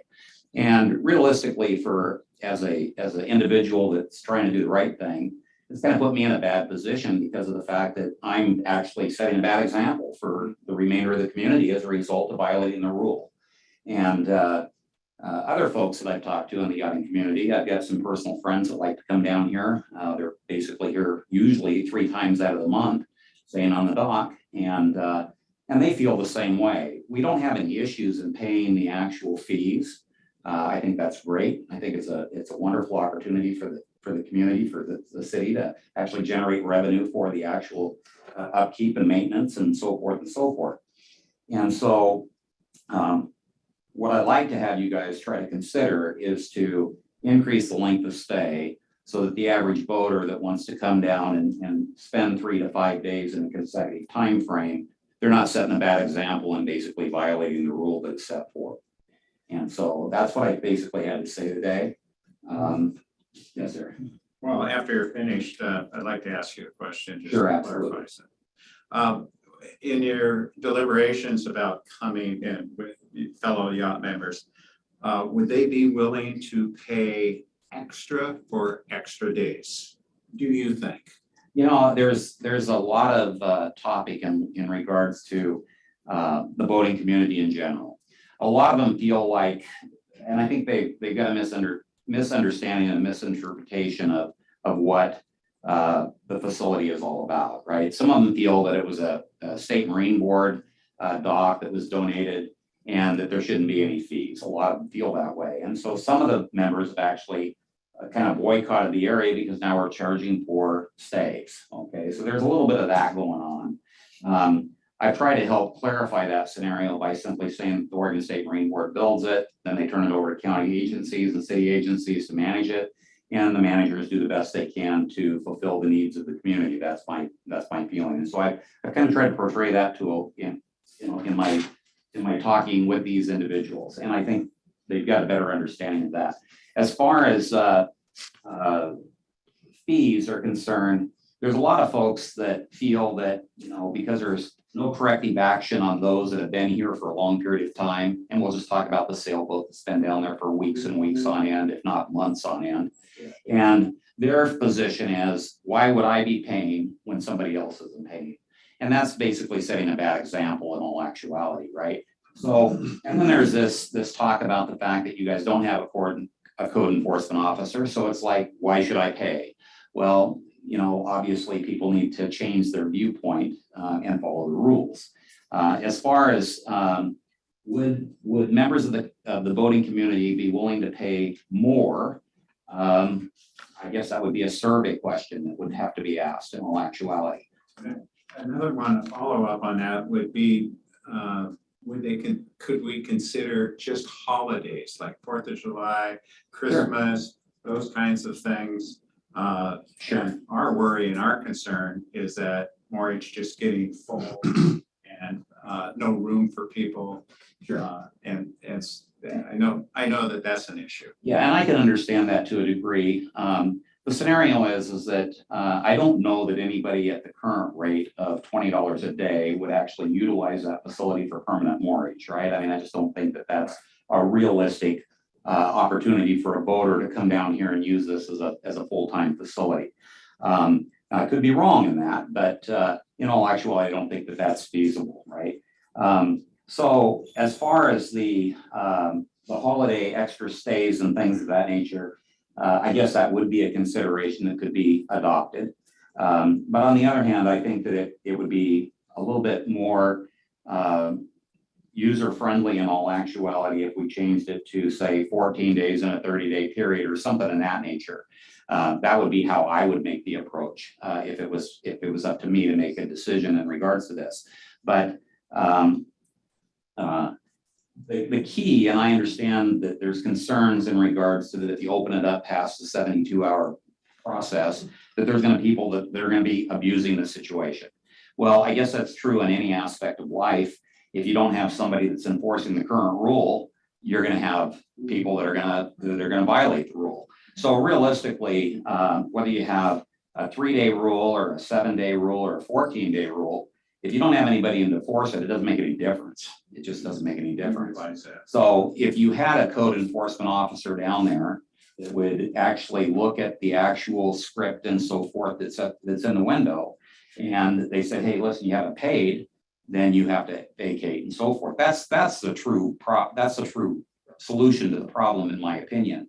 The only other thing that I wanted to mention to you, and that's this: there has been some concern in regards to boaters that want to come down and have a quick meal, and they feel like if they tie up to the dock, they're violating the rule as well, due to the fact that you're supposed to register, pay your fee to go up and solicit one of the local businesses here. I think that that's something that you guys could work on. I don't know how you would go about that, but I think that that's something that should be done in all actuality. Thank you for your time. I know I've exceeded 5 minutes. It is upon arrival. It is upon arrival? It is. I thought No, it's what it says is that you have to register upon arrival. Okay. And so have a day use there. Yeah. Well, not day use, but at least so this evening along. So a question for you. Yes. Did you have fun? Oh, I had a great time. This is a fabulous facility. Absolutely. Welcome to our community. Absolutely. You have the work of a harbor master. That's So were you want to give testimony as well? Because I noticed you have something actually typed up, so. People are more prepared. I fly by the seat of my pants. Go ahead and state your name for the record, please. Jeanette Schwartz. And just a little bit about me. I've been boating on the Willamette Columbia River for the last 20 years. I live in Scappoose. I go between Astoria, Beacon Rock, Willamette Falls. So this is my playground. And I have to tell you, I also belong to 2 boating clubs, and I participate in the Christmas ship parade. So I'm an avid boater. But I have to tell you, St. Helens is my favorite destination for a number of reasons. There you have a lot of amenities on the dock already, the electricity and water, and the access to the city. I feel safe here. I boat myself sometimes, so I feel like it's safe, even though it's not patrolled right now. If I had an issue, I knew that help would come via the dock ramp. And I can also invite my friends here to visit me while I'm on the boat and have a little dock picnic or whatever. So it's a lovely place, and I don't want that to change. I don't have any issues with the current fees, the new fees, bringing on a dock master and monitoring the docks. I actually learned that there is a live camera feed now, which I kind of, you know, it's nice to have, but now everybody knows what I'm doing on the dock. But the one issue, as Ken mentioned, is the time frame. And just so you kind of know, you know, bringing your boat out, a boat of size, is not an easy task. You don't just jump on the boat and go. So there's a lot of preparation. You know, look at the tide and weather. So when I take my boat out, it's usually on average for at least 4 or 5 days, because I want to make the most of that effort. So I would wholeheartedly support an extension of time here in St. Helens. Just to give you an example, Ken mentioned that our boat club was here for the 4th of July. Well, we honestly bring money into the community. We had ate out together at 3 restaurants. Individuals ate on their own at even more restaurants. We did a poker run through the community, including Molly's. So they got acquainted with some of the businesses and hopefully spent money there. And so we want to support the effort that you've already made and are continuing to make. But if you can make it easier on us, we'll make it easier on you. That's that. A couple other thoughts. I do believe that the future is bright for the city docks. Me personally, I used to spend my 4th of July downtown Portland for the Blues Festival. I won't go down there anymore. It's just not safe enough. It's too dangerous. So if we make this spot attractive, I think it will continue to grow and have an even better reputation for a place to come. So I think that's what I wanted to say. Just for me, I would be happy with 6 or 7 days, but whatever you can come up with to help us come here and enjoy your city would be awesome. Very good. Appreciate you guys. Okay. Go ahead, Shauna. Unmute yourself.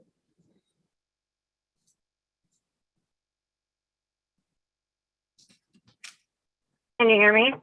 Yep. Yes. Can you hear me? Yes. Yes, we can. Okay. I would really like the map for the sewer brought up. I would like the city council to look at that. And I really would like to find out some more dialogue on what the plan's going to be for the lack of sewer infrastructure, especially Sykes Road and Gable Road seem to be the major problems on the west side of town. And it's just something that I think is something that's super important that we really look at and try to figure out what our plan is going to be for the long haul in regards to that. So when I was talking about it, Kathy was going to bring it up, but I was towards the end, so she didn't bring it up. But and also I want clarification in regards to the commissioners. I believe that all the commissioners voted against that development except for one. There was also talks of putting a moratorium on building. So I really, I've always been down there and have advocated in regards to my concerns about how we grow and my concerns about, max density in the guise of affordability. And you guys don't control the free market, neither do I. And I just am really concerned about the sewer and how it's going to back up. Obviously, it's not going to back up on the hill. It's going to back up in low spots and places where it's been identified as overworked per se. So that's that. Okay, thank you. Thank you. Any other visitor comments?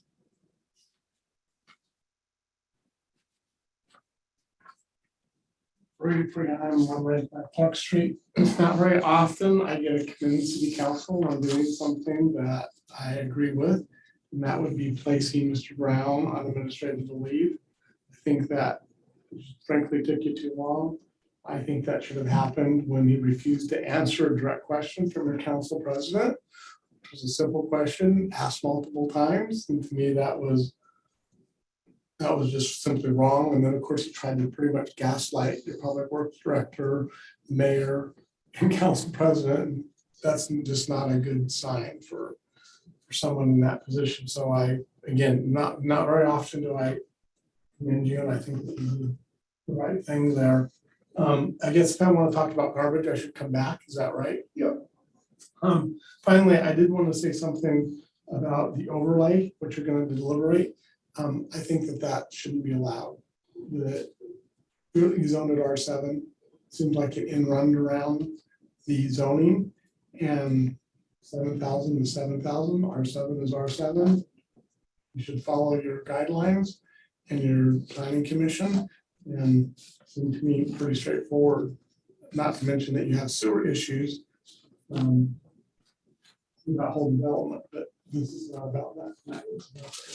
To me, that's just an in run around your ordinance. They could have asked for R5 or whatever, and they didn't. Should be acknowledged. Thank you. Any other visitor comments?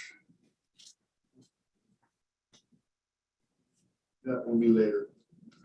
That'll be the. Your comments in. Tina Curry. The comments in. I just wanted to, it seems like 4th of July was like 1,000 years ago now. But I just wanted to thank everybody that participated in the 4th of July and made it, a very special day. Judy Thompson and her team, all of Public Works and CERT and parking and Cascades and helping pick up garbage the next day. The Heritage Girls for giving out cake, the Boy Scouts, the all the people that got involved in little ways and big ways, doing lemonade at the Jane Garcia team with Allie Hasselkamp. And I think people had a really fun time during the 4th of July. We got a ton of positive feedback about it. It's costing around $35,000 to $40,000 at this point, but maybe money well spent if it takes off some of the heat of private fireworks being blown off. And as much, because honestly, the garbage the next day, the only garbage was from really private fireworks that we picked up on that whole lot down there. Everybody kind of packed out their own garbage, which was great. I wanted to also, we had a little snafu with the bathrooms because that's what we do. But we were left with only 3 rolls of toilet paper, 3 garbage bags and 2 rolls of toilet paper. So that presented some problems that we were overcoming. However, I think it ended on a really upbeat note, and the vending machine has been installed. It's going awesomely. The penny press is now at Molly's Market, which people are super excited about that. 13 Nights is going really well, albeit outside of the area, we are having, turbulence with teenagers. I'm looking for solutions for that. That's a huge challenge.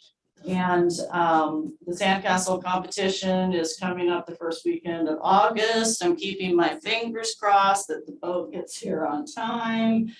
They're both talking to each other. The guy is actually going to drive it himself, the person in charge of the project, because he has some friends in California. So it's not delayed even by one trucker unloading and picking it up. Otherwise that project is going really well. They're totally on track. They are on it. They're asking us all the questions that we respond to really quickly so they can, keep the project going quickly.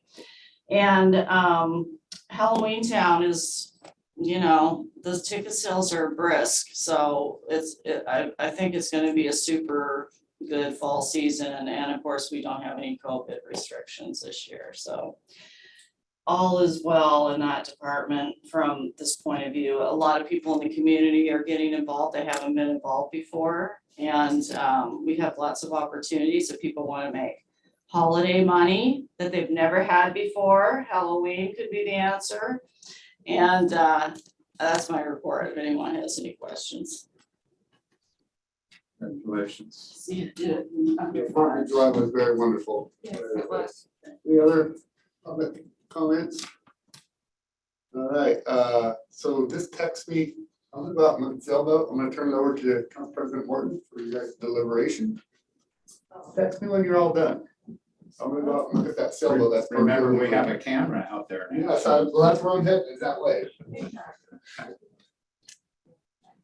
So Doug, just keep going on the agenda. I'll wait for. Got it.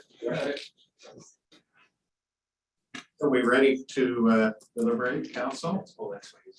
And Jacob, I'm going to ask you for clarification exactly where we're at, how to go about this.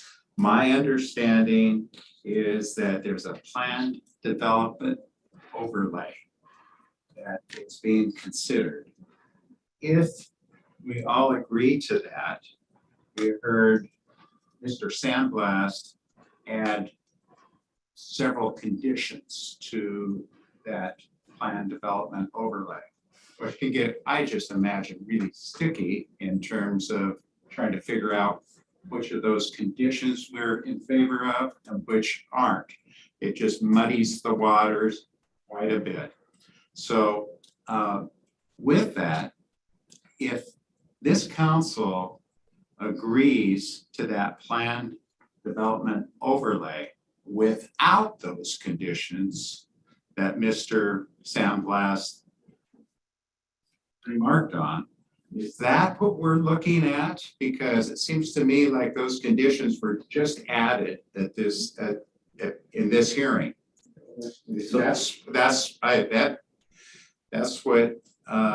That's what my understanding is. Could you clarify that, please? Yes, I can. So the planning commission's recommendation was first with the stipulation that nobody's contesting, and that's just the 1 acre piece and the 11 acre piece be used together in a plan development proposal. So that stands, there's no question there. So the question is, do you uphold the planning commission's recommendation or do you do something different? So the planning commission's recommendation was approval of the overlay zone, but with the stipulation that the minimum lot size be 7,000 square feet and that the side yard or the side setback, yard and setback are synonymous in our code. Honor the R7 zone, which is normally 7 feet, except on a corner lot, it's on the exterior side of a corner lot, it's 14. So that's where the planning commission landed. What Mr. Sandblast suggested was a middle ground. He's saying, okay, well, the planning commission's here. Council, would you be willing to approve this here? And what that is one, not having a limitation on the side yard. And then there's a question of the minimum lot size. The alternative that they proposed was, instead of just a flat 7,000 square foot minimum, that the average of the lots, so if you take all the lots and you average them, that the average size be 7,000 square feet. And he also suggested, if you're considering that, but you're still nervous about the testimony and the planning commission's recommendation, that you could also say an average of 7,000 square feet, with nothing less than 5,000. So that's what it was presented. So one, what do you do with the side yards? And two, what do you do with the lot size? So do you stick with the 7,000 or do you do an average? And if you do the average, do you want to have a not lower than this cap, which Mr. Sandblast suggested at 5,000 square feet? Now, to make it even more complex, you could do a variety of other things too. But Can I make it more? I was wondering if, since I'm the council. Yes, leader, yes, yes, if I yes, could yes. have I was going to go to before- Yeah, thank you. Okay, So, Councilor, so I guess what I just asked Councilor Covez, since I'm the liaison with the planning commission, I'd like to contribute okay. to. You're speaking in from the planning commission board, okay. Good. To that. My admiration for everybody who stuck with that meeting. I was actually 2 time zones ahead, so for me, the meeting ended at 3 a.m. And one of our council, and it was my anniversary, when the meeting began. My wife is a wonderful person. Commissioner Lowe actually began the session at 3 a.m. and finished at 9 a.m. He's in Ireland, finishing up a project he's working on. Anyway, so my admiration, whatever time zone anyone was in, it was my admiration for everybody who stuck with it. Just some observations I do want to make about that, about what was presented. First of all, I guess one concern I do have is that I understand how strongly folks feel about our community, their houses, their property, the like. But I do get a little disturbed when we try to get into the minds or motivations of people. My sense, having participated in the annexation process and this process, is that the Comstock family is trying to do their best. That I don't get the sense of a bait and switch, although I will make some comments about the change in the zoning. But also I think a fundamental decision we have to consider as a city council when it does come time to look at the plat is that in this country as property owners, we citizens have the right to develop our property, to sell it if we want it or not. And then if it is developed, yes, we have to follow zones and laws, but basically it is our fundamental right here in the United States of America, or as property owners, to use to profit off that if we want to. I think that's a fundamental thing to do, and I do so having said that, I think that listening to the deliberation of the commissioners was thoughtful, asking some good questions, and made some I think, a proposal that we need to give serious consideration in light of also the counter proposal by the Comstock's developer representative. But I do really appreciate the fact that we have had so many folks from our community come out to speak, as is your right, and I very much appreciate that. And I hope you do understand, I think all the commissioners, but also council members, we really do are not just willy-nilly looking to develop, try to maximize just for development and getting people in here, that we do want to have the well-being and safety of our community take it to heart when we are making these decisions. But thank you for coming forward to express your concerns. Whatever. I'm done. So, Jacob, we annexed this piece of property. It was my understanding that we were going to go to a 7 as compared to something bigger, because it was farmland and there were bigger places. So my feeling, as I remember, the council was happy at the annexing time of 7,000. That would be correct, yeah. Okay, since then, we now are negotiating something else.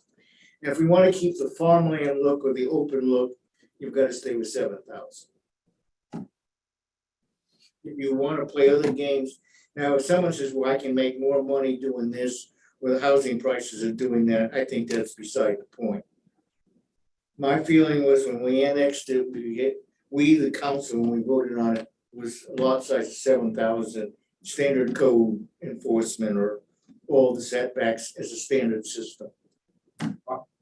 You can answer that if you care to, but I would consider this part of the Yes. deliberation without a doubt, rather than putting it to you. If you want to answer, you may, certainly don't have to. I would just say, the annexation, bring it to the city, determine zoning. Zoning is one tool. Right. This overlay is another tool. And so, there's the question of, one, do you allow it or not? Okay. And then two, if you do, that's where we talk about the parameters as discussed this evening. Thank you, Jacob. Any more to say? I'll Because I'll also make a consider that motion. as, no, we're going to deliberate. Okay, well, I'm ahead. Okay, Jessica or Patrick, you want to weigh in? I will after Councilor Shield, because I'll weigh in as a council member, Okay. not liaison. Well, I actually agree with Councilor Topaz, and I believe that I was under the impression when we looked at the annexation and we talked to the developers in the very beginning that we were gonna stay at that 7K. So I am uncomfortable with going under 7K as a minimum. And so whether that be we allow the overlay with the 7K minimum staying exactly as it is, and the recommendation from the commission with the side yard sounds like that is a fair decision. So that's where I'd be comfortable staying at. And that recommendation of the side yard was from 7 feet down to 5 feet, or what? The proposal was basically 7 to 5 or 14 to 10 for the corner side. Okay. And the planning commission, they felt that the side setback of the R7 zone should be honored, which would differ from what their proposal was. So I'm comfortable with going with the recommendation of the commission. Patrick? So, my, as I recall with the annexation, the discussion about whether R10 or R7, I believe that we had settled on the R7 rather than the R10. As part of that would be to make up for the loss of developable land because of the presence of the wetlands. And then, and I do appreciate the thought about proposing the 7,000 average with a minimum of 5,000, but I was trying to do some quick math. It's a number of properties, in order to get to an average of 7,000, you'd have to have a number of lots larger than 7,000 to balance out the. If I'm doing some math correctly, I'm only teaching 3rd grade next year, so I'm thinking my math is up there yet. And in that case, when the plat or the proposal for development comes to it, the code does allow for variances. That if the developer, needs, 6,500, can fit 6,500, that is something it can apply for, I guess, on an individual basis. And I'm just thinking, again, if I'm trying to do the math correctly, that functionally,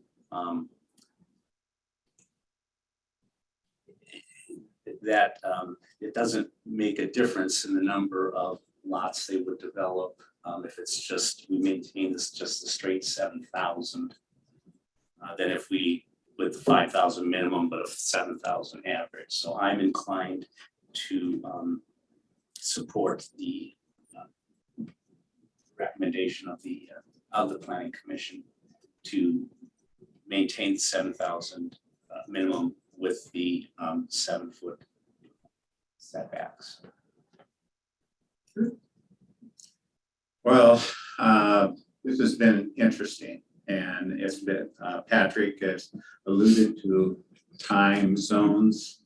I'm alluding to the time put into this, and it's an amazing amount of time. Planning Commission people staying here till 1 a.m.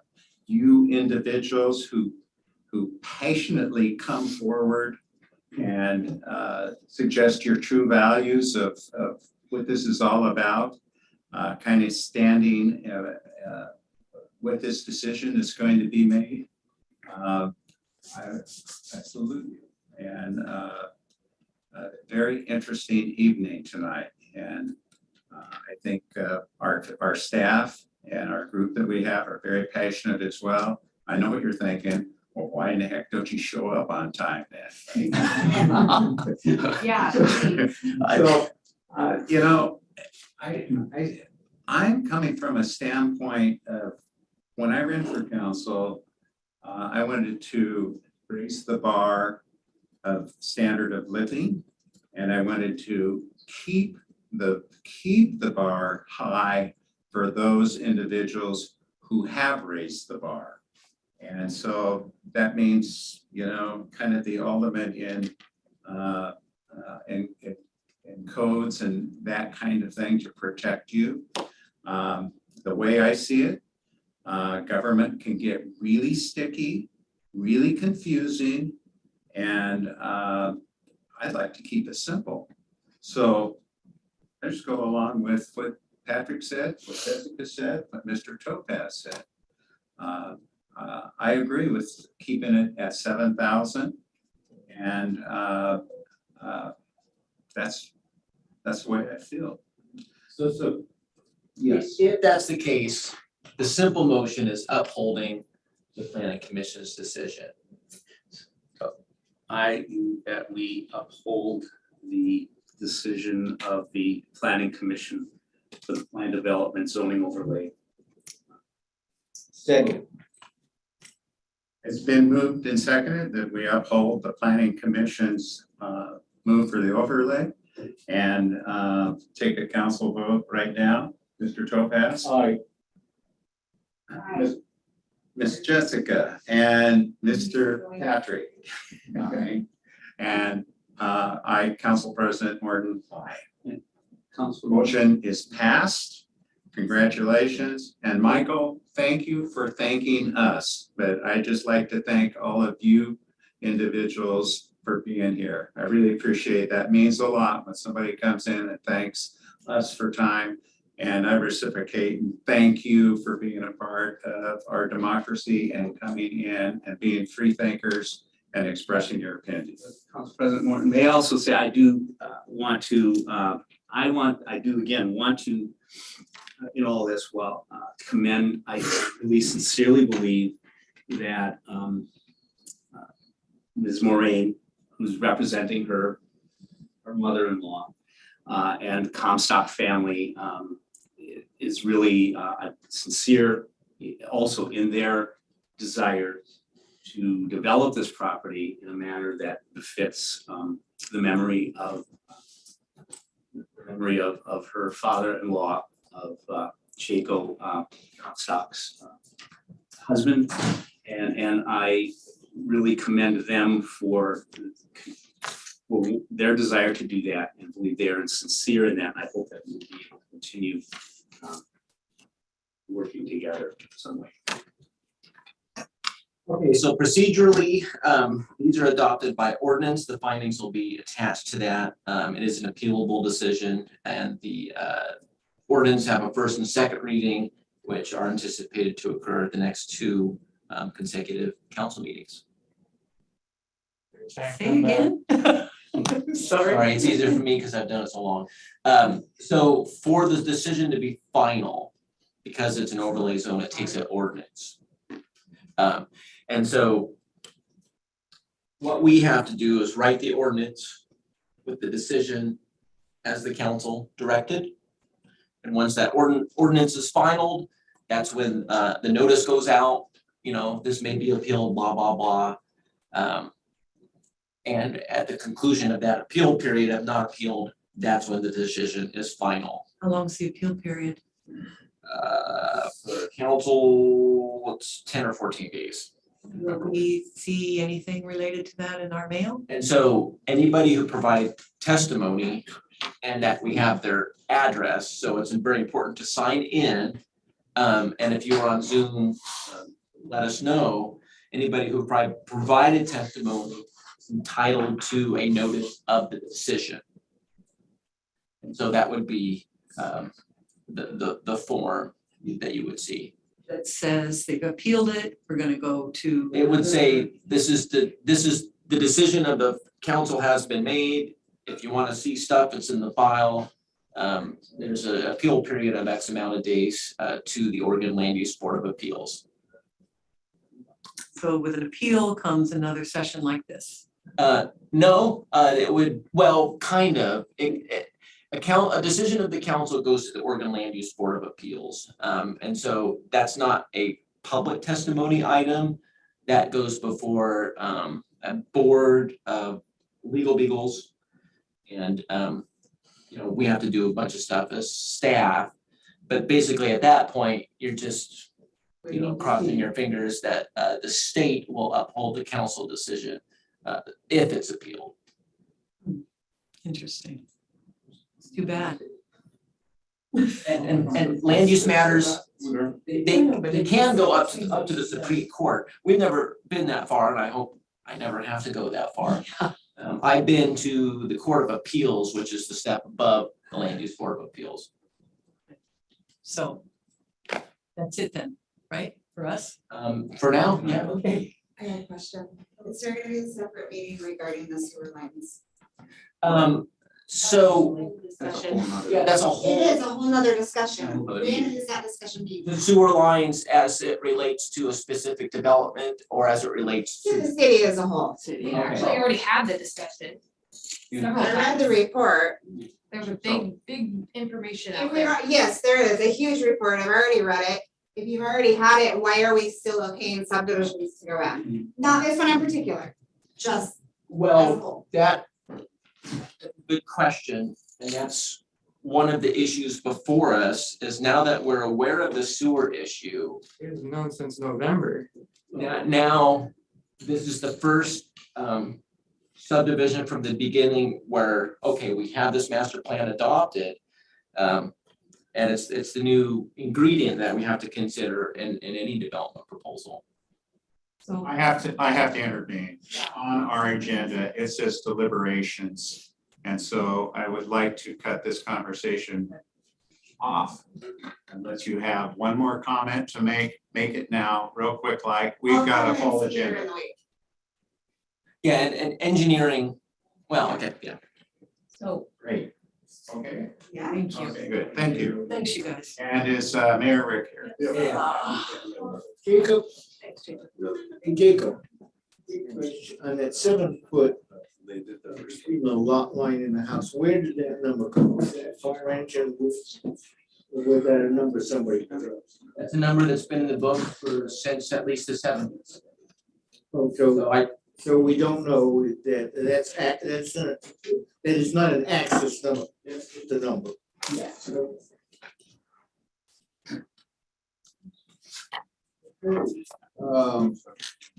We're gonna go on to resolutions.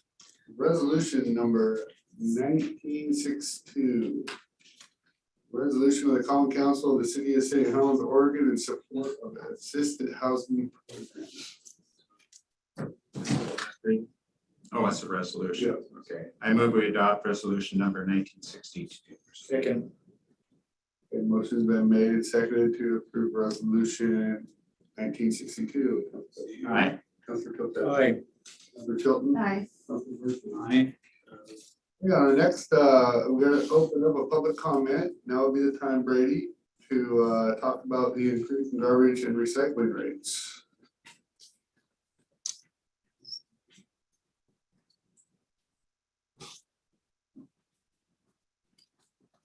I understand that rates go up. I think that. What I don't accept is the request to make it retroactive. I think it just, to me, that's ridiculous. It should be a notice of at least 30 days. And then it goes into effect. You can't tell somebody that you're gonna have to pay more for a service that you already got. It's just unethical. So you don't get a retroactive rate increase.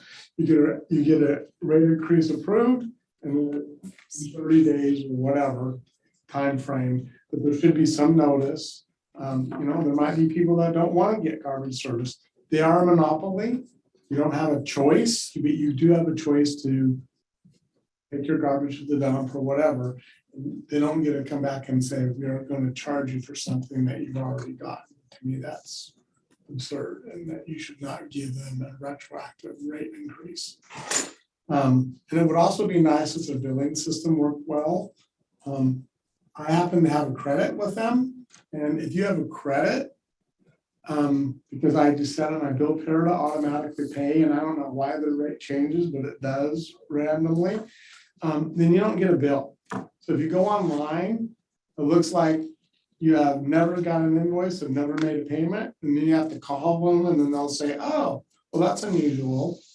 Yeah, you do have a credit balance, but I don't know why you don't have an invoice. It would be really nice if you would say, now that you're getting extra money, could you fix your billing system?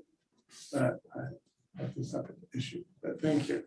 Any other public comment on increase in garbage and recycling rates?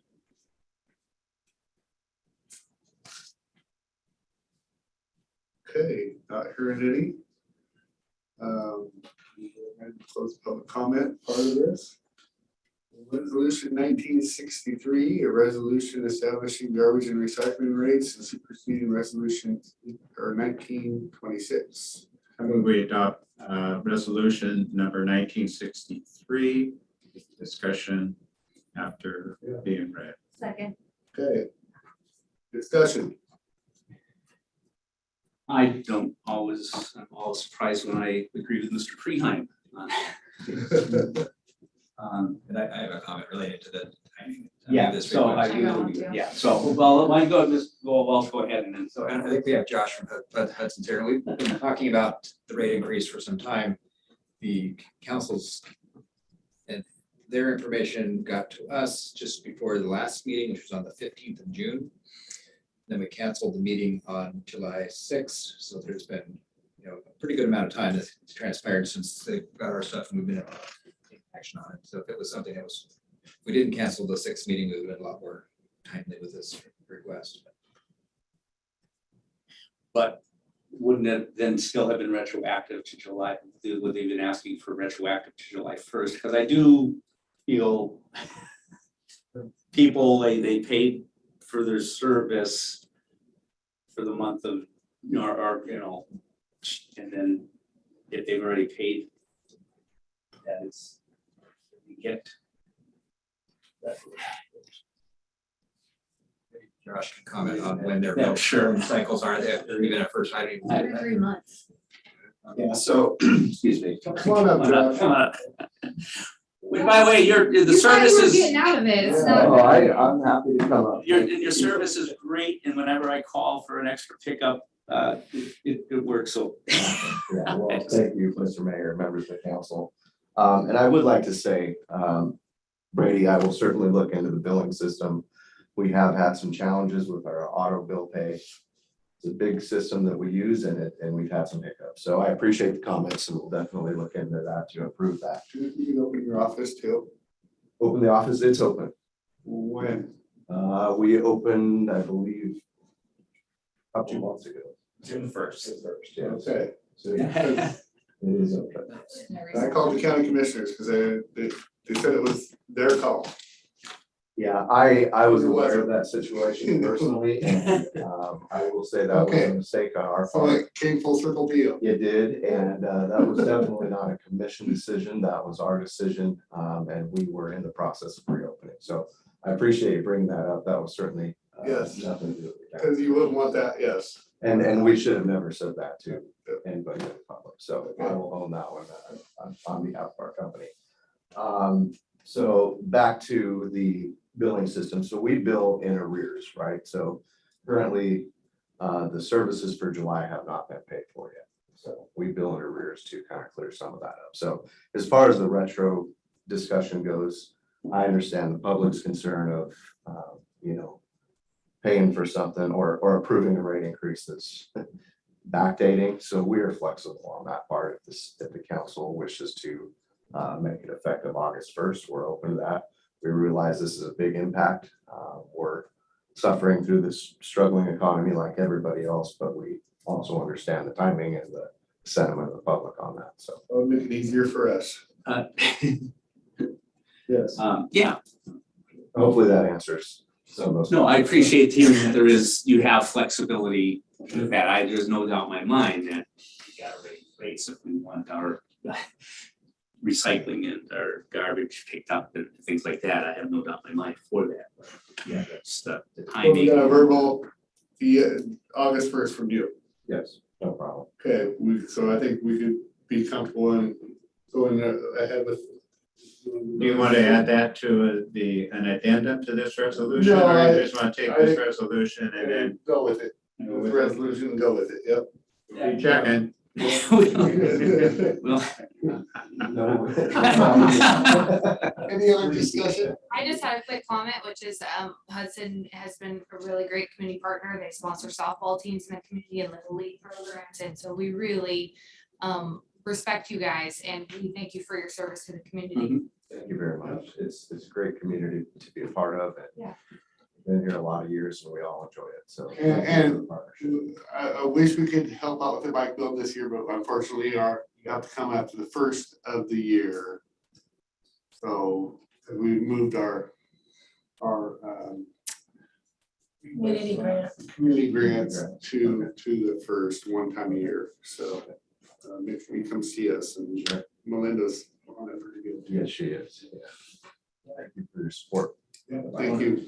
All right, so let's go ahead and motion's been made and seconded to approve resolution 1963. Council President Morton. Yes, with a thank you for your continued commitment to our community. Aye. Council Berkeley. Aye. And I'll be an aye as well. Thank you all. Have a great evening. You too. You've had a long day. So. Not so much for me. I had ice cream. Somebody was supposed to be checking the vote? No, that was earlier. Okay, award bid contract, award bid for salmon timber sale to Interfor US Timber Inc. in the amount of $664.57 per 1,000 board feet. We award the contract as number 4 as read. I'll second. Okay. That was good. Way to say that. It was painful. Motion's been made and seconded. Any discussion? Wait a minute, 4 or 5, you just read. 4, okay, that's, okay, Yep, award bid contract. okay. Yep. Aye. Okay, Council President Morton. Aye. Councilor Tobin. Councilor Chilton. Aye. Councilor Berkeley. Aye. And I'm an aye as well. Approve and authorize for signature 5, extension of agreement with Structural Nexus LLC for structural review services. 6, agreement with Richard Ordorfer for pro tem judicial services. 7, final plot for Columbia Commons subdivision. 8, exclusive negotiation agreement with US Ecology Holdings, Inc. I move we approve and or authorize for signature items 5, 6, 7, and 8 as read. Second. Okay, motion's been made and seconded. Point of order. Hold on. Approve and authorize for signature 5, 6, 7, 8. Discussion. I have, extension of agreement is 6, agreement for Richard Ollendorf is 7, flat plot, final flat plot of Columbia Commons subdivision 8. 9 I have is negotiation of US. That's because we adjusted and took off something on the agenda. I gave you a new agenda. This is the one I haven't even looked at my file. Okay, I object to the US Ecology holder because one, I do not know how much money that's going to involve, and there are a number of details that have been presented at other meetings with other people that will affect that have not been included in our discussions with them. On the order of about $300 million. Which number are you objecting to? Well, let's see, we'll call it 9, I think you call it 8. It's exclusive Yeah, 8, your negotiation 8, my agreement. 9. That's why I asked about the, Okay, any other discussion on the topics at hand? 5, 6, 7, 8. Approve and authorize for signature. can I read the cost of moving stuff into our lagoon? No, we're not here to do that. Well, that has to do with the US Ecology and what it's gonna take to move stuff into that lagoon. We haven't even got to We that haven't got point that yet. to that point. It's It's US Ecology Holdings. I know, but we're gonna get there down the line. This is. No, you better do it now. That's because you're tied up with business. This is all bringing it to public. That's all we're doing is saying, well, hey, we're gonna start public hearings, Yes. public negotiations with this. No, I want the, In our open, because before I involve any company, I want it publicly brought up. that's all this is It's involving a company, we're saying, we're giving this to a company. So if he wants We're to, not giving you can vote against that particular item. Okay. So I call for the vote. Now I'm gonna do that. Council President Morton. Councilor Topaz. Nay. On everything or just 8? We just called all 3 of them. I can only kill all of them at once. Okay. All right. That's the way it's set up at this moment. We haven't reset it. Councilor Chilton. Aye. Councilor Berkeley. Aye. And I'm an aye as well. Okay, appointments to city boards and commissions. Appoint Aaron Martin and Lynn Pettit to the library board. I have something I ought to bring up. Since Lynn Pettit is on another board, and this would make 2, we have to agree at the council to allow her to be on 2 boards at once. Okay. So I need a motion. I move that in the public interest to waive the limitation that Lynn Pettit can only be on 1 city committee at a time and appoint her to the library board. Her term would expire in June 30, 2026. Can I get somebody to make a motion for Lynn Pettit? I think that was his motion. Oh, you did make a Yeah, motion. that was the motion. Okay. I'm confused, so he wants to take her off. of- We need No. a second before we talk. Oh, okay, second. Okay, so a motion's been made and seconded to authorize the city council to authorize Lynn Pettit to serve on 2 boards. The Parks and Trails and the library. Correct. Yes. Discussion. Yeah, so public, okay, I guess I'm glad Suzanne is here. So how many, do you know, how many folks applied for the, to be on the, you know, where are the two? 2 for 3 positions, yeah. 2 for 3 positions, so no others, Few days. no others did count, okay.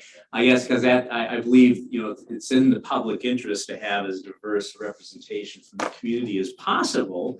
And so I think that's one of the reasons why we have a limit on 1, but if there were only 2 people who threw their hat into the ring for 3 positions, okay, and Lynn, I mean, Lynn is fantastic, conscientious. She's been involved with the Friends of the Library and all that. So in that case, I mean, if the rest of the public wasn't interested enough to throw their hat into the ring, I guess I'd vote to. Okay, that's all. We've had this discussion before, many times. And what the conclusion was that, I mean, there are a lot of variables on doing this. One is limit that person's term and advertise it again after the limited term is fulfilled. All with a goal of which you stated is that we wish in our community the opportunity for everyone to serve. So there is that. There has been also many times where it's been advertised a second time with a time limitation. So I just want to go over that with the new council member, just to say that it's been discussed before. So that's, I agree. Lynn Pettit is a good choice for this, and she'll serve the library committee extremely well. Are any limitations on her 3-year term or 4? If there are any limitations on that, now's the time to hear that. Hearing none. Okay, so what I'm gonna do is I'm gonna go ahead and call Councilor Topaz's motion to call Council President Morton. Yes. Councilor Topaz. Yay. Councilor Chilton. Aye. Councilor Berkeley. And I'm an aye as well. So now we also have the Second motion. We have the second motion, which is to appoint Aaron Martin and Lynn Pettit to the library board. So do we? And that was seconded? Yes, that motion too. Okay. You got that motion too? Yeah. Okay, go ahead, read it. I move to appoint Aaron Martin to the library board. His term will expire June 30th, 2026. Okay, motion's been made, but not seconded. So he's going to this appointment until the 26th because it's certain areas. So they're just filling that position. That will be the expiration, and he can. This is the second person. Yeah. Second motion to get a second person in.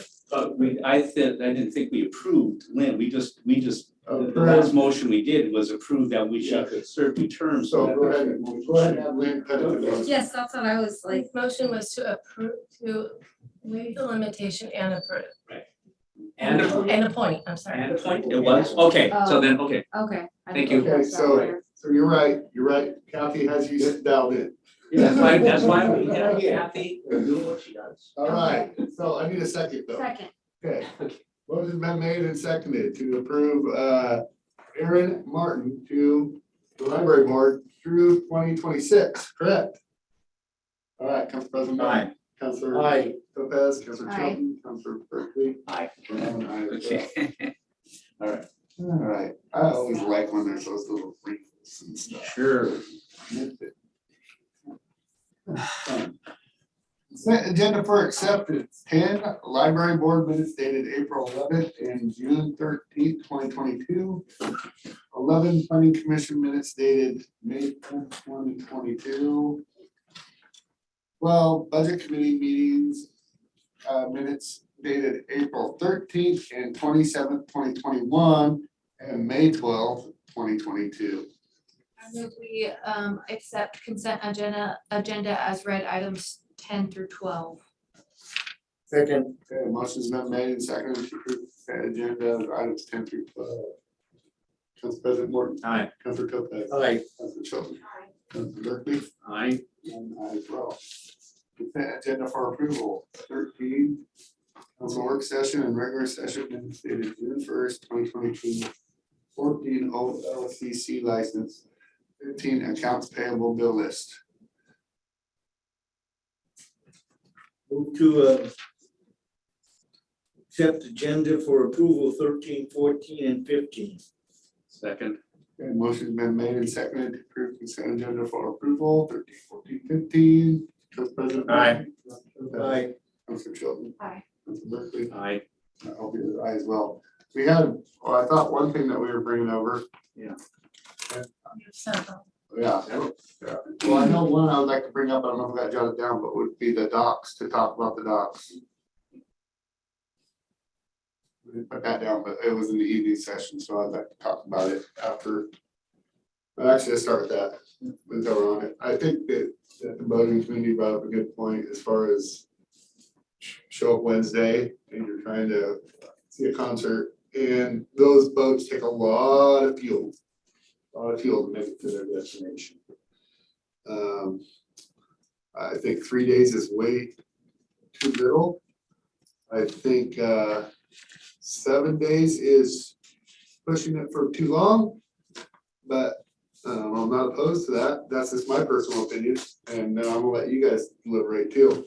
I'd like to hear from each and every one of you. I like 5 days, and I've been, I'm an extensive, or has been an extensive cruiser through the San Juan Islands and Canadian Gulf Islands and Puget Sound in the past, and there, I never received any limitations in terms of stays like 2 or 3 days or whatever. It's always been 5 days or a week, in some places 10 days. So I like the idea of 5 days or even 7. So 5 days. The question about the person who's going to be here an hour. Should we bring that up as a second point? Yeah, I think so. I got an answer for that. I've got a suggestion for that. But do you want to talk about it now? No, we'll go with second time around. 5 days, yes. So my concern is that we haven't even got kind of full circle on the situation yet, where we've gone to a point where we're starting to enforce it and have finished the initial plan. So I'm kind of hesitant to change something while we're still kind of in the mix of it. And I'm curious how far out we are from filling the spot of a harbor master, because I do think that this should be something the harbor master should be deciding on and looking at and implementing. So is that still really far out? The harbor master role is going to be to enforce whatever the council comes up with. Right. And the question about number of days is in how many. The Marine Board will say that you can be there 14 days and any 30 days. So if it's 5 days and you have to be gone for 5 days, or is it 5 days in 30 days, or and that's where this conversation is going to go. Rabbit holes here, and suspect because it did in the committee. So So it will be 5 days, what 5 or 7 days for a 14-day period. And you said how much is it? I'm just curious on the state regulations. What is it? 14 and 30 is the max. So 14, basically almost 2 weeks, leave for 2 weeks, almost. But they don't need to be consecutive. I mean, you can limit the number of days. So we'd still fall within all that, probably even to the 7 day in a 14-day period. I'm just curious. yeah, I think we should extend the days. I don't have the cruise, I have a 16-foot canoe, so I don't have the fuel or the other expenses. But I think I would feel more comfortable about actually making a decision at another meeting, because I do think this 4th of July was, we had the 13 nights, and 4th of July not too long. That was kind of an unusual event, and I don't see that we have any public celebrations or things that people would be coming to hang out that week that would mean that we should be deciding this tonight. The sandcastle competition coming up, I do believe. Yeah. I do believe. Well, okay, sorry, yeah. Okay. What about making that accommodation for special holidays or events? I don't know, I I'm just think. just concerned that we're not gonna, the more days that we extend it out, the more we're opening it up to I think 5 days. audiences that we're Yeah. not willing to I entertain. think 5 days in a 2 week period is not, basically we're 3 in a 2 week period. 3 days, 72 hours. I remember how it used to be before. It was 5 days in under a month, I believe, and then people would stack them up together so they could stay 10. If it's the end of the month, in the beginning, it has to roll. It's changed over the years. This new pay model is becoming, wanting to save desirable location. What are the dates? Yeah. When you get words like those months. Yeah, so, I personally, I know what they're saying when they said they didn't want to be in violation, but they are. Yeah. And they approached us, they're like, hey,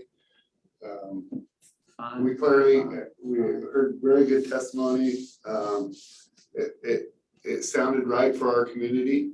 They're shopping and spending a lot of money and going out to eat at the restaurants. I would love to extend it to at least 5, and I've heard. So can somebody make a motion? And deliberate it or not? Yeah, I motion that we move the change. An ordinance, okay, so then we'll go through the proper. Yeah, you would direct it as to come back with an ordinance to revise it. Got it. So go ahead. Yeah, I move that we change the, our stay on the ordinance from 3 days to 5 days. Second. Okay, so that will come up on next meeting. Councilor Berkeley? Yeah. Okay, so I'm gonna call. Councilor Morton. Aye.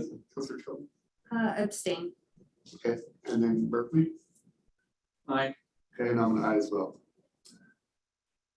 All right, Kathy, now we're down that list of things. Okay, earlier, there was a leak adjustment request on the agenda and you, one of the things we needed to get clarified, so I wanted you to make a motion on this is Okay. how much you're asking or how much you're approving to be waived or adjusted. Are you asking for the entire overage or half of the overage or, some portion of the overage? I think deliberated and we said the whole overage other than what it would normally, the water bill would normally be. What did they request? Because we actually gave a head nod to have staff move forward with it. I don't know that they requested an amount. That was specific. Yeah. So can you clarify what that amount would be? It was pretty high. Yeah, it was really high. Something like 7,000 something. Totally. But then we're minusing what their normal usage would be for that Yes. too, right? Yes. So I would imagine maybe half. So, but we gave John the okay and a head nod to actually do this administratively amongst the water department. To figure that out. The problem with that is that the guidelines for the leak overage guidelines or leak adjustment guidelines actually says it's up to the council to make that decision. Anything over $1,000 adjustment. So that's why we need to make a motion. Do we have to make a motion on an exact dollar amount? We did give a head nod and direct the staff to adjust to, we gave the approval to go over the $8,000 earlier. That is up to the council. Yeah. The council acted on that. Yeah, we did it earlier today, the head nod. So waive the amount over the average billing. Yes, yep, and let you guys figure that out. So we did approve that, yes. The council can't figure it out, so. The next thing is the LOC priorities. Oh, yes. If you want to go with what staff recommends, then you just need a motion to go with what staff's recommendations are. I move we accept the staff recommendations for the League of Oregon Cities 2023 legislative priorities ballot. All right. Second. All right, any deliberation? No. Council President Ward. Aye. Council President. Council Chilton, Council Berkeley. And we have, and then John, who does the actual vote? Because we have to get the actual vote in. Oh, yeah. We have to authorize. We'll make sure, because then Rachel will probably be doing it. We'll make sure. Okay, we don't have to designate her or anything.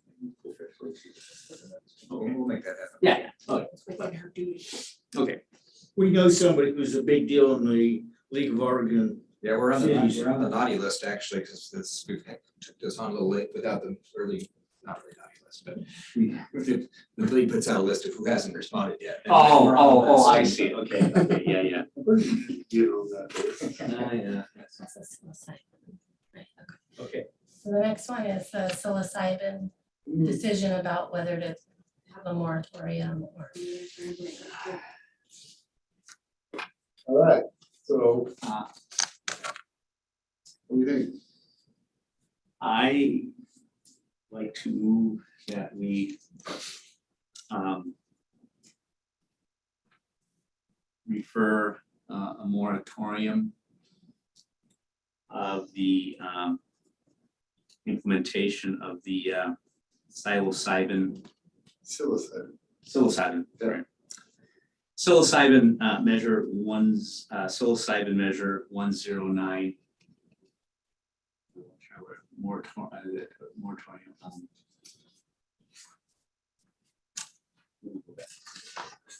I move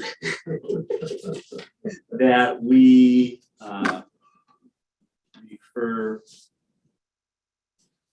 a moratorium for implementation of psilocybin measure 109 to voters of St. Helens and direct our legal counsel to create necessary ballot. Okay. I have a question. Yeah. Is that indefinite or the 2-year? The 2-year, okay, so. The 2-year moratorium. So I move that the city refer to the voters of St. Helens a referral for a 2-year moratorium on implementation of the psilocybin measure 109 and direct our staff and legal counsels. Right. Can I make a? Okay.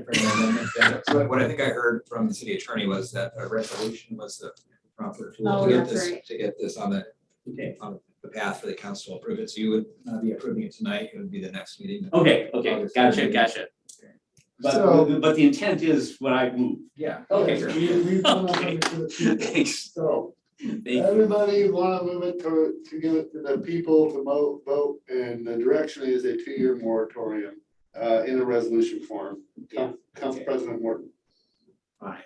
Councilor Hernandez. Councilor Chilton. Aye. Councilor Berkeley. And I'm an aye as well. Who seconded It was. Rick seconded it. I did very silently. Yeah, he did. Yeah, I think he kicked me. That's how he does it. Yeah. Okay. Ow. All right. What else you got, Kathy?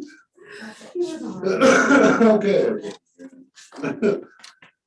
All right, council member reports. Council President Morton. It's been a long day. I have nothing to report with the exception of some parks activity, and they are suggesting that we move forward on some initiative that I will bring forth at the next council meeting. Okay. Councilor Topaz.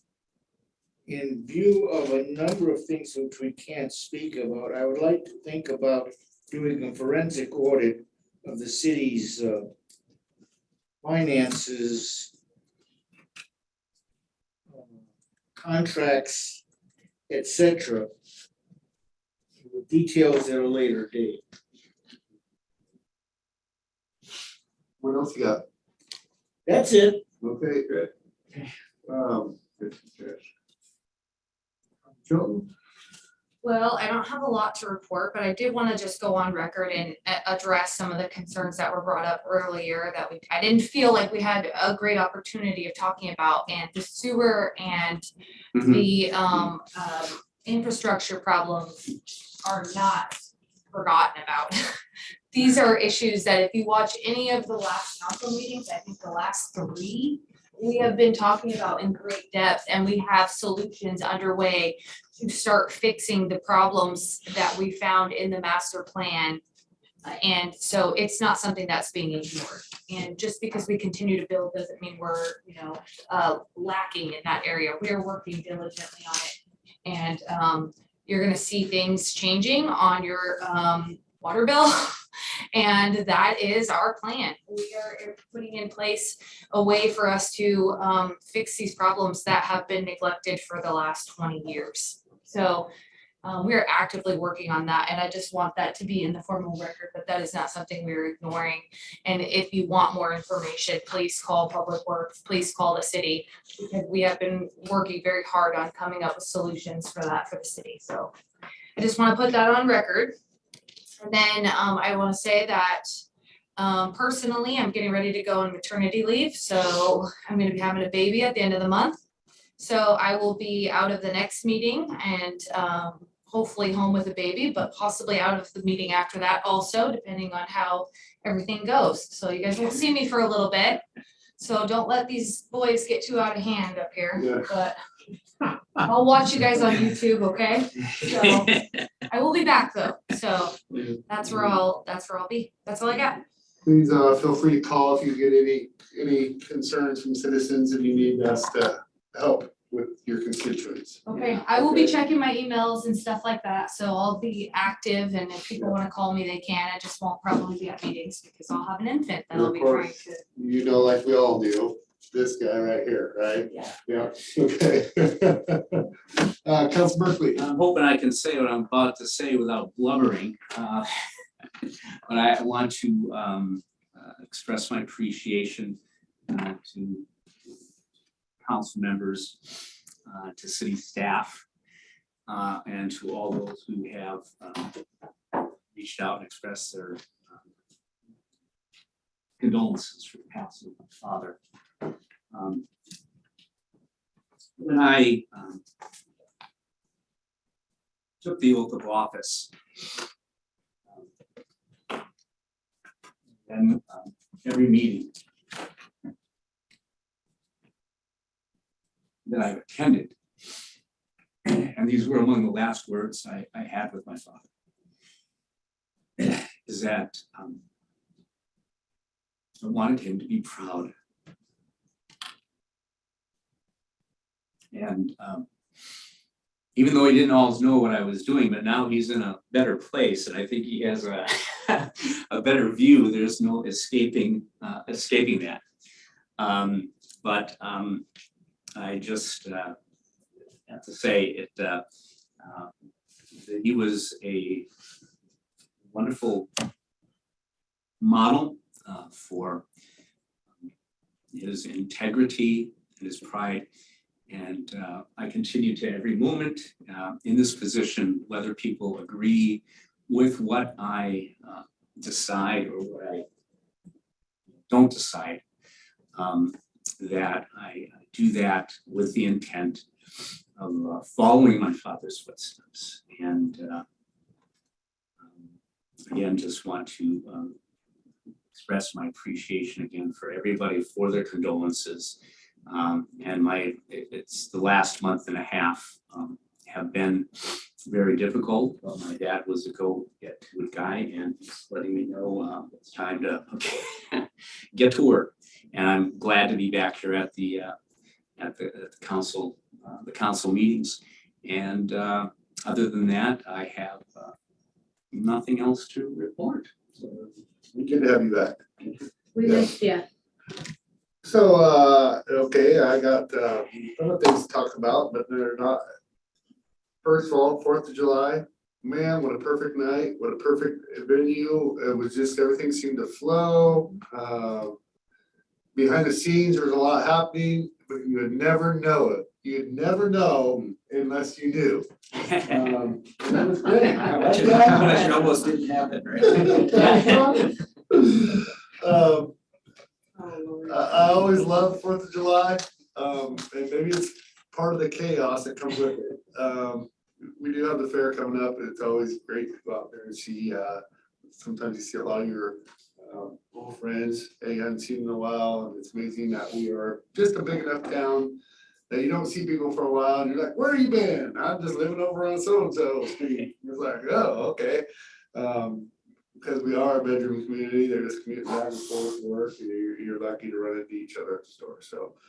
That's always a good time, that's why I like about the fair, just going out and seeing the animals, and go out and support our fair. Elephant ears.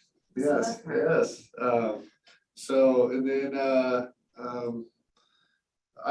I've gotta ask, how did you guys' deliberation go? Cause I don't even know.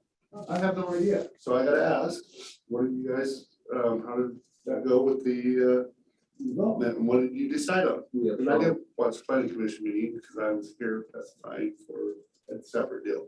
We upheld the planning commission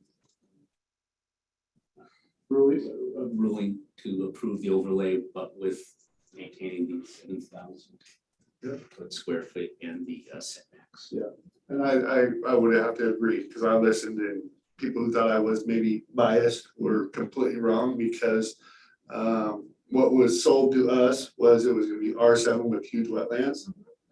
And that is what we heard, and that's just spot zoning. We have 7 and 7 on each side. I think you stay with 7 and 7. We've already had that happen up on Elk Ridge, where Lisa lives, kind of in between those two. Say Dr. Walter address. It was LaSalle. And right? Zoll. So I've already had that. I've already been there, done that. So for those people, you know, and I apologize again for the lady who I did not know she owned that wetland. I called Jacob. I'll apologize to her. I don't know about the argument with the other lady, but I will apologize to her again for losing her property. But yeah, I'm glad you guys you ruled that way, because I think it was right. I watched the deliberation of the planning commission. I was very happy to see the way that all took place. It was long for them, but it was really well vetted and really well thought out. So yeah, I was fortunate enough to be here trying to testify for my neighbor, Steve Paranto, who's just trying for a variance on the wall. And so that's why I was there. It was nothing to do with nothing. I'm not getting no kickback from any big developers that I know of. These pockets are completely empty. So, but it was the right thing to do, and I did enjoy my ice cream. Just gotta say, tell you guys that. So, just looking forward to summer activities. Looking forward to the sandcastle competition coming up. Those are phenomenal. I think we have extended the amount of sandcastles are going to be almost double. Is that correct? Triple. Wow. And if you were familiar with what you seen over there on the island last year and how long they lasted, it was amazing. And I just hope people will respect them like they did last year, because they did a good job of respecting them. I was really amazed at that. So I hope in anticipation that they will respect me this year. It shall be something we can enjoy as citizens even afterwards. So that's all I got. People respect quality. Yes. Oh, I got the mayor's conference coming up, but that'll be after my next meeting, so I'll talk about it then. And with that, we're gonna mount this on the wall. Oh, nice. Yeah, the new photograph. All right, I make a motion to mount that on the wall. I want to make sure you're aware of it. No, Jacob, but wait till you put it up and be like, that is hideous. Get that out of here. Well, that's why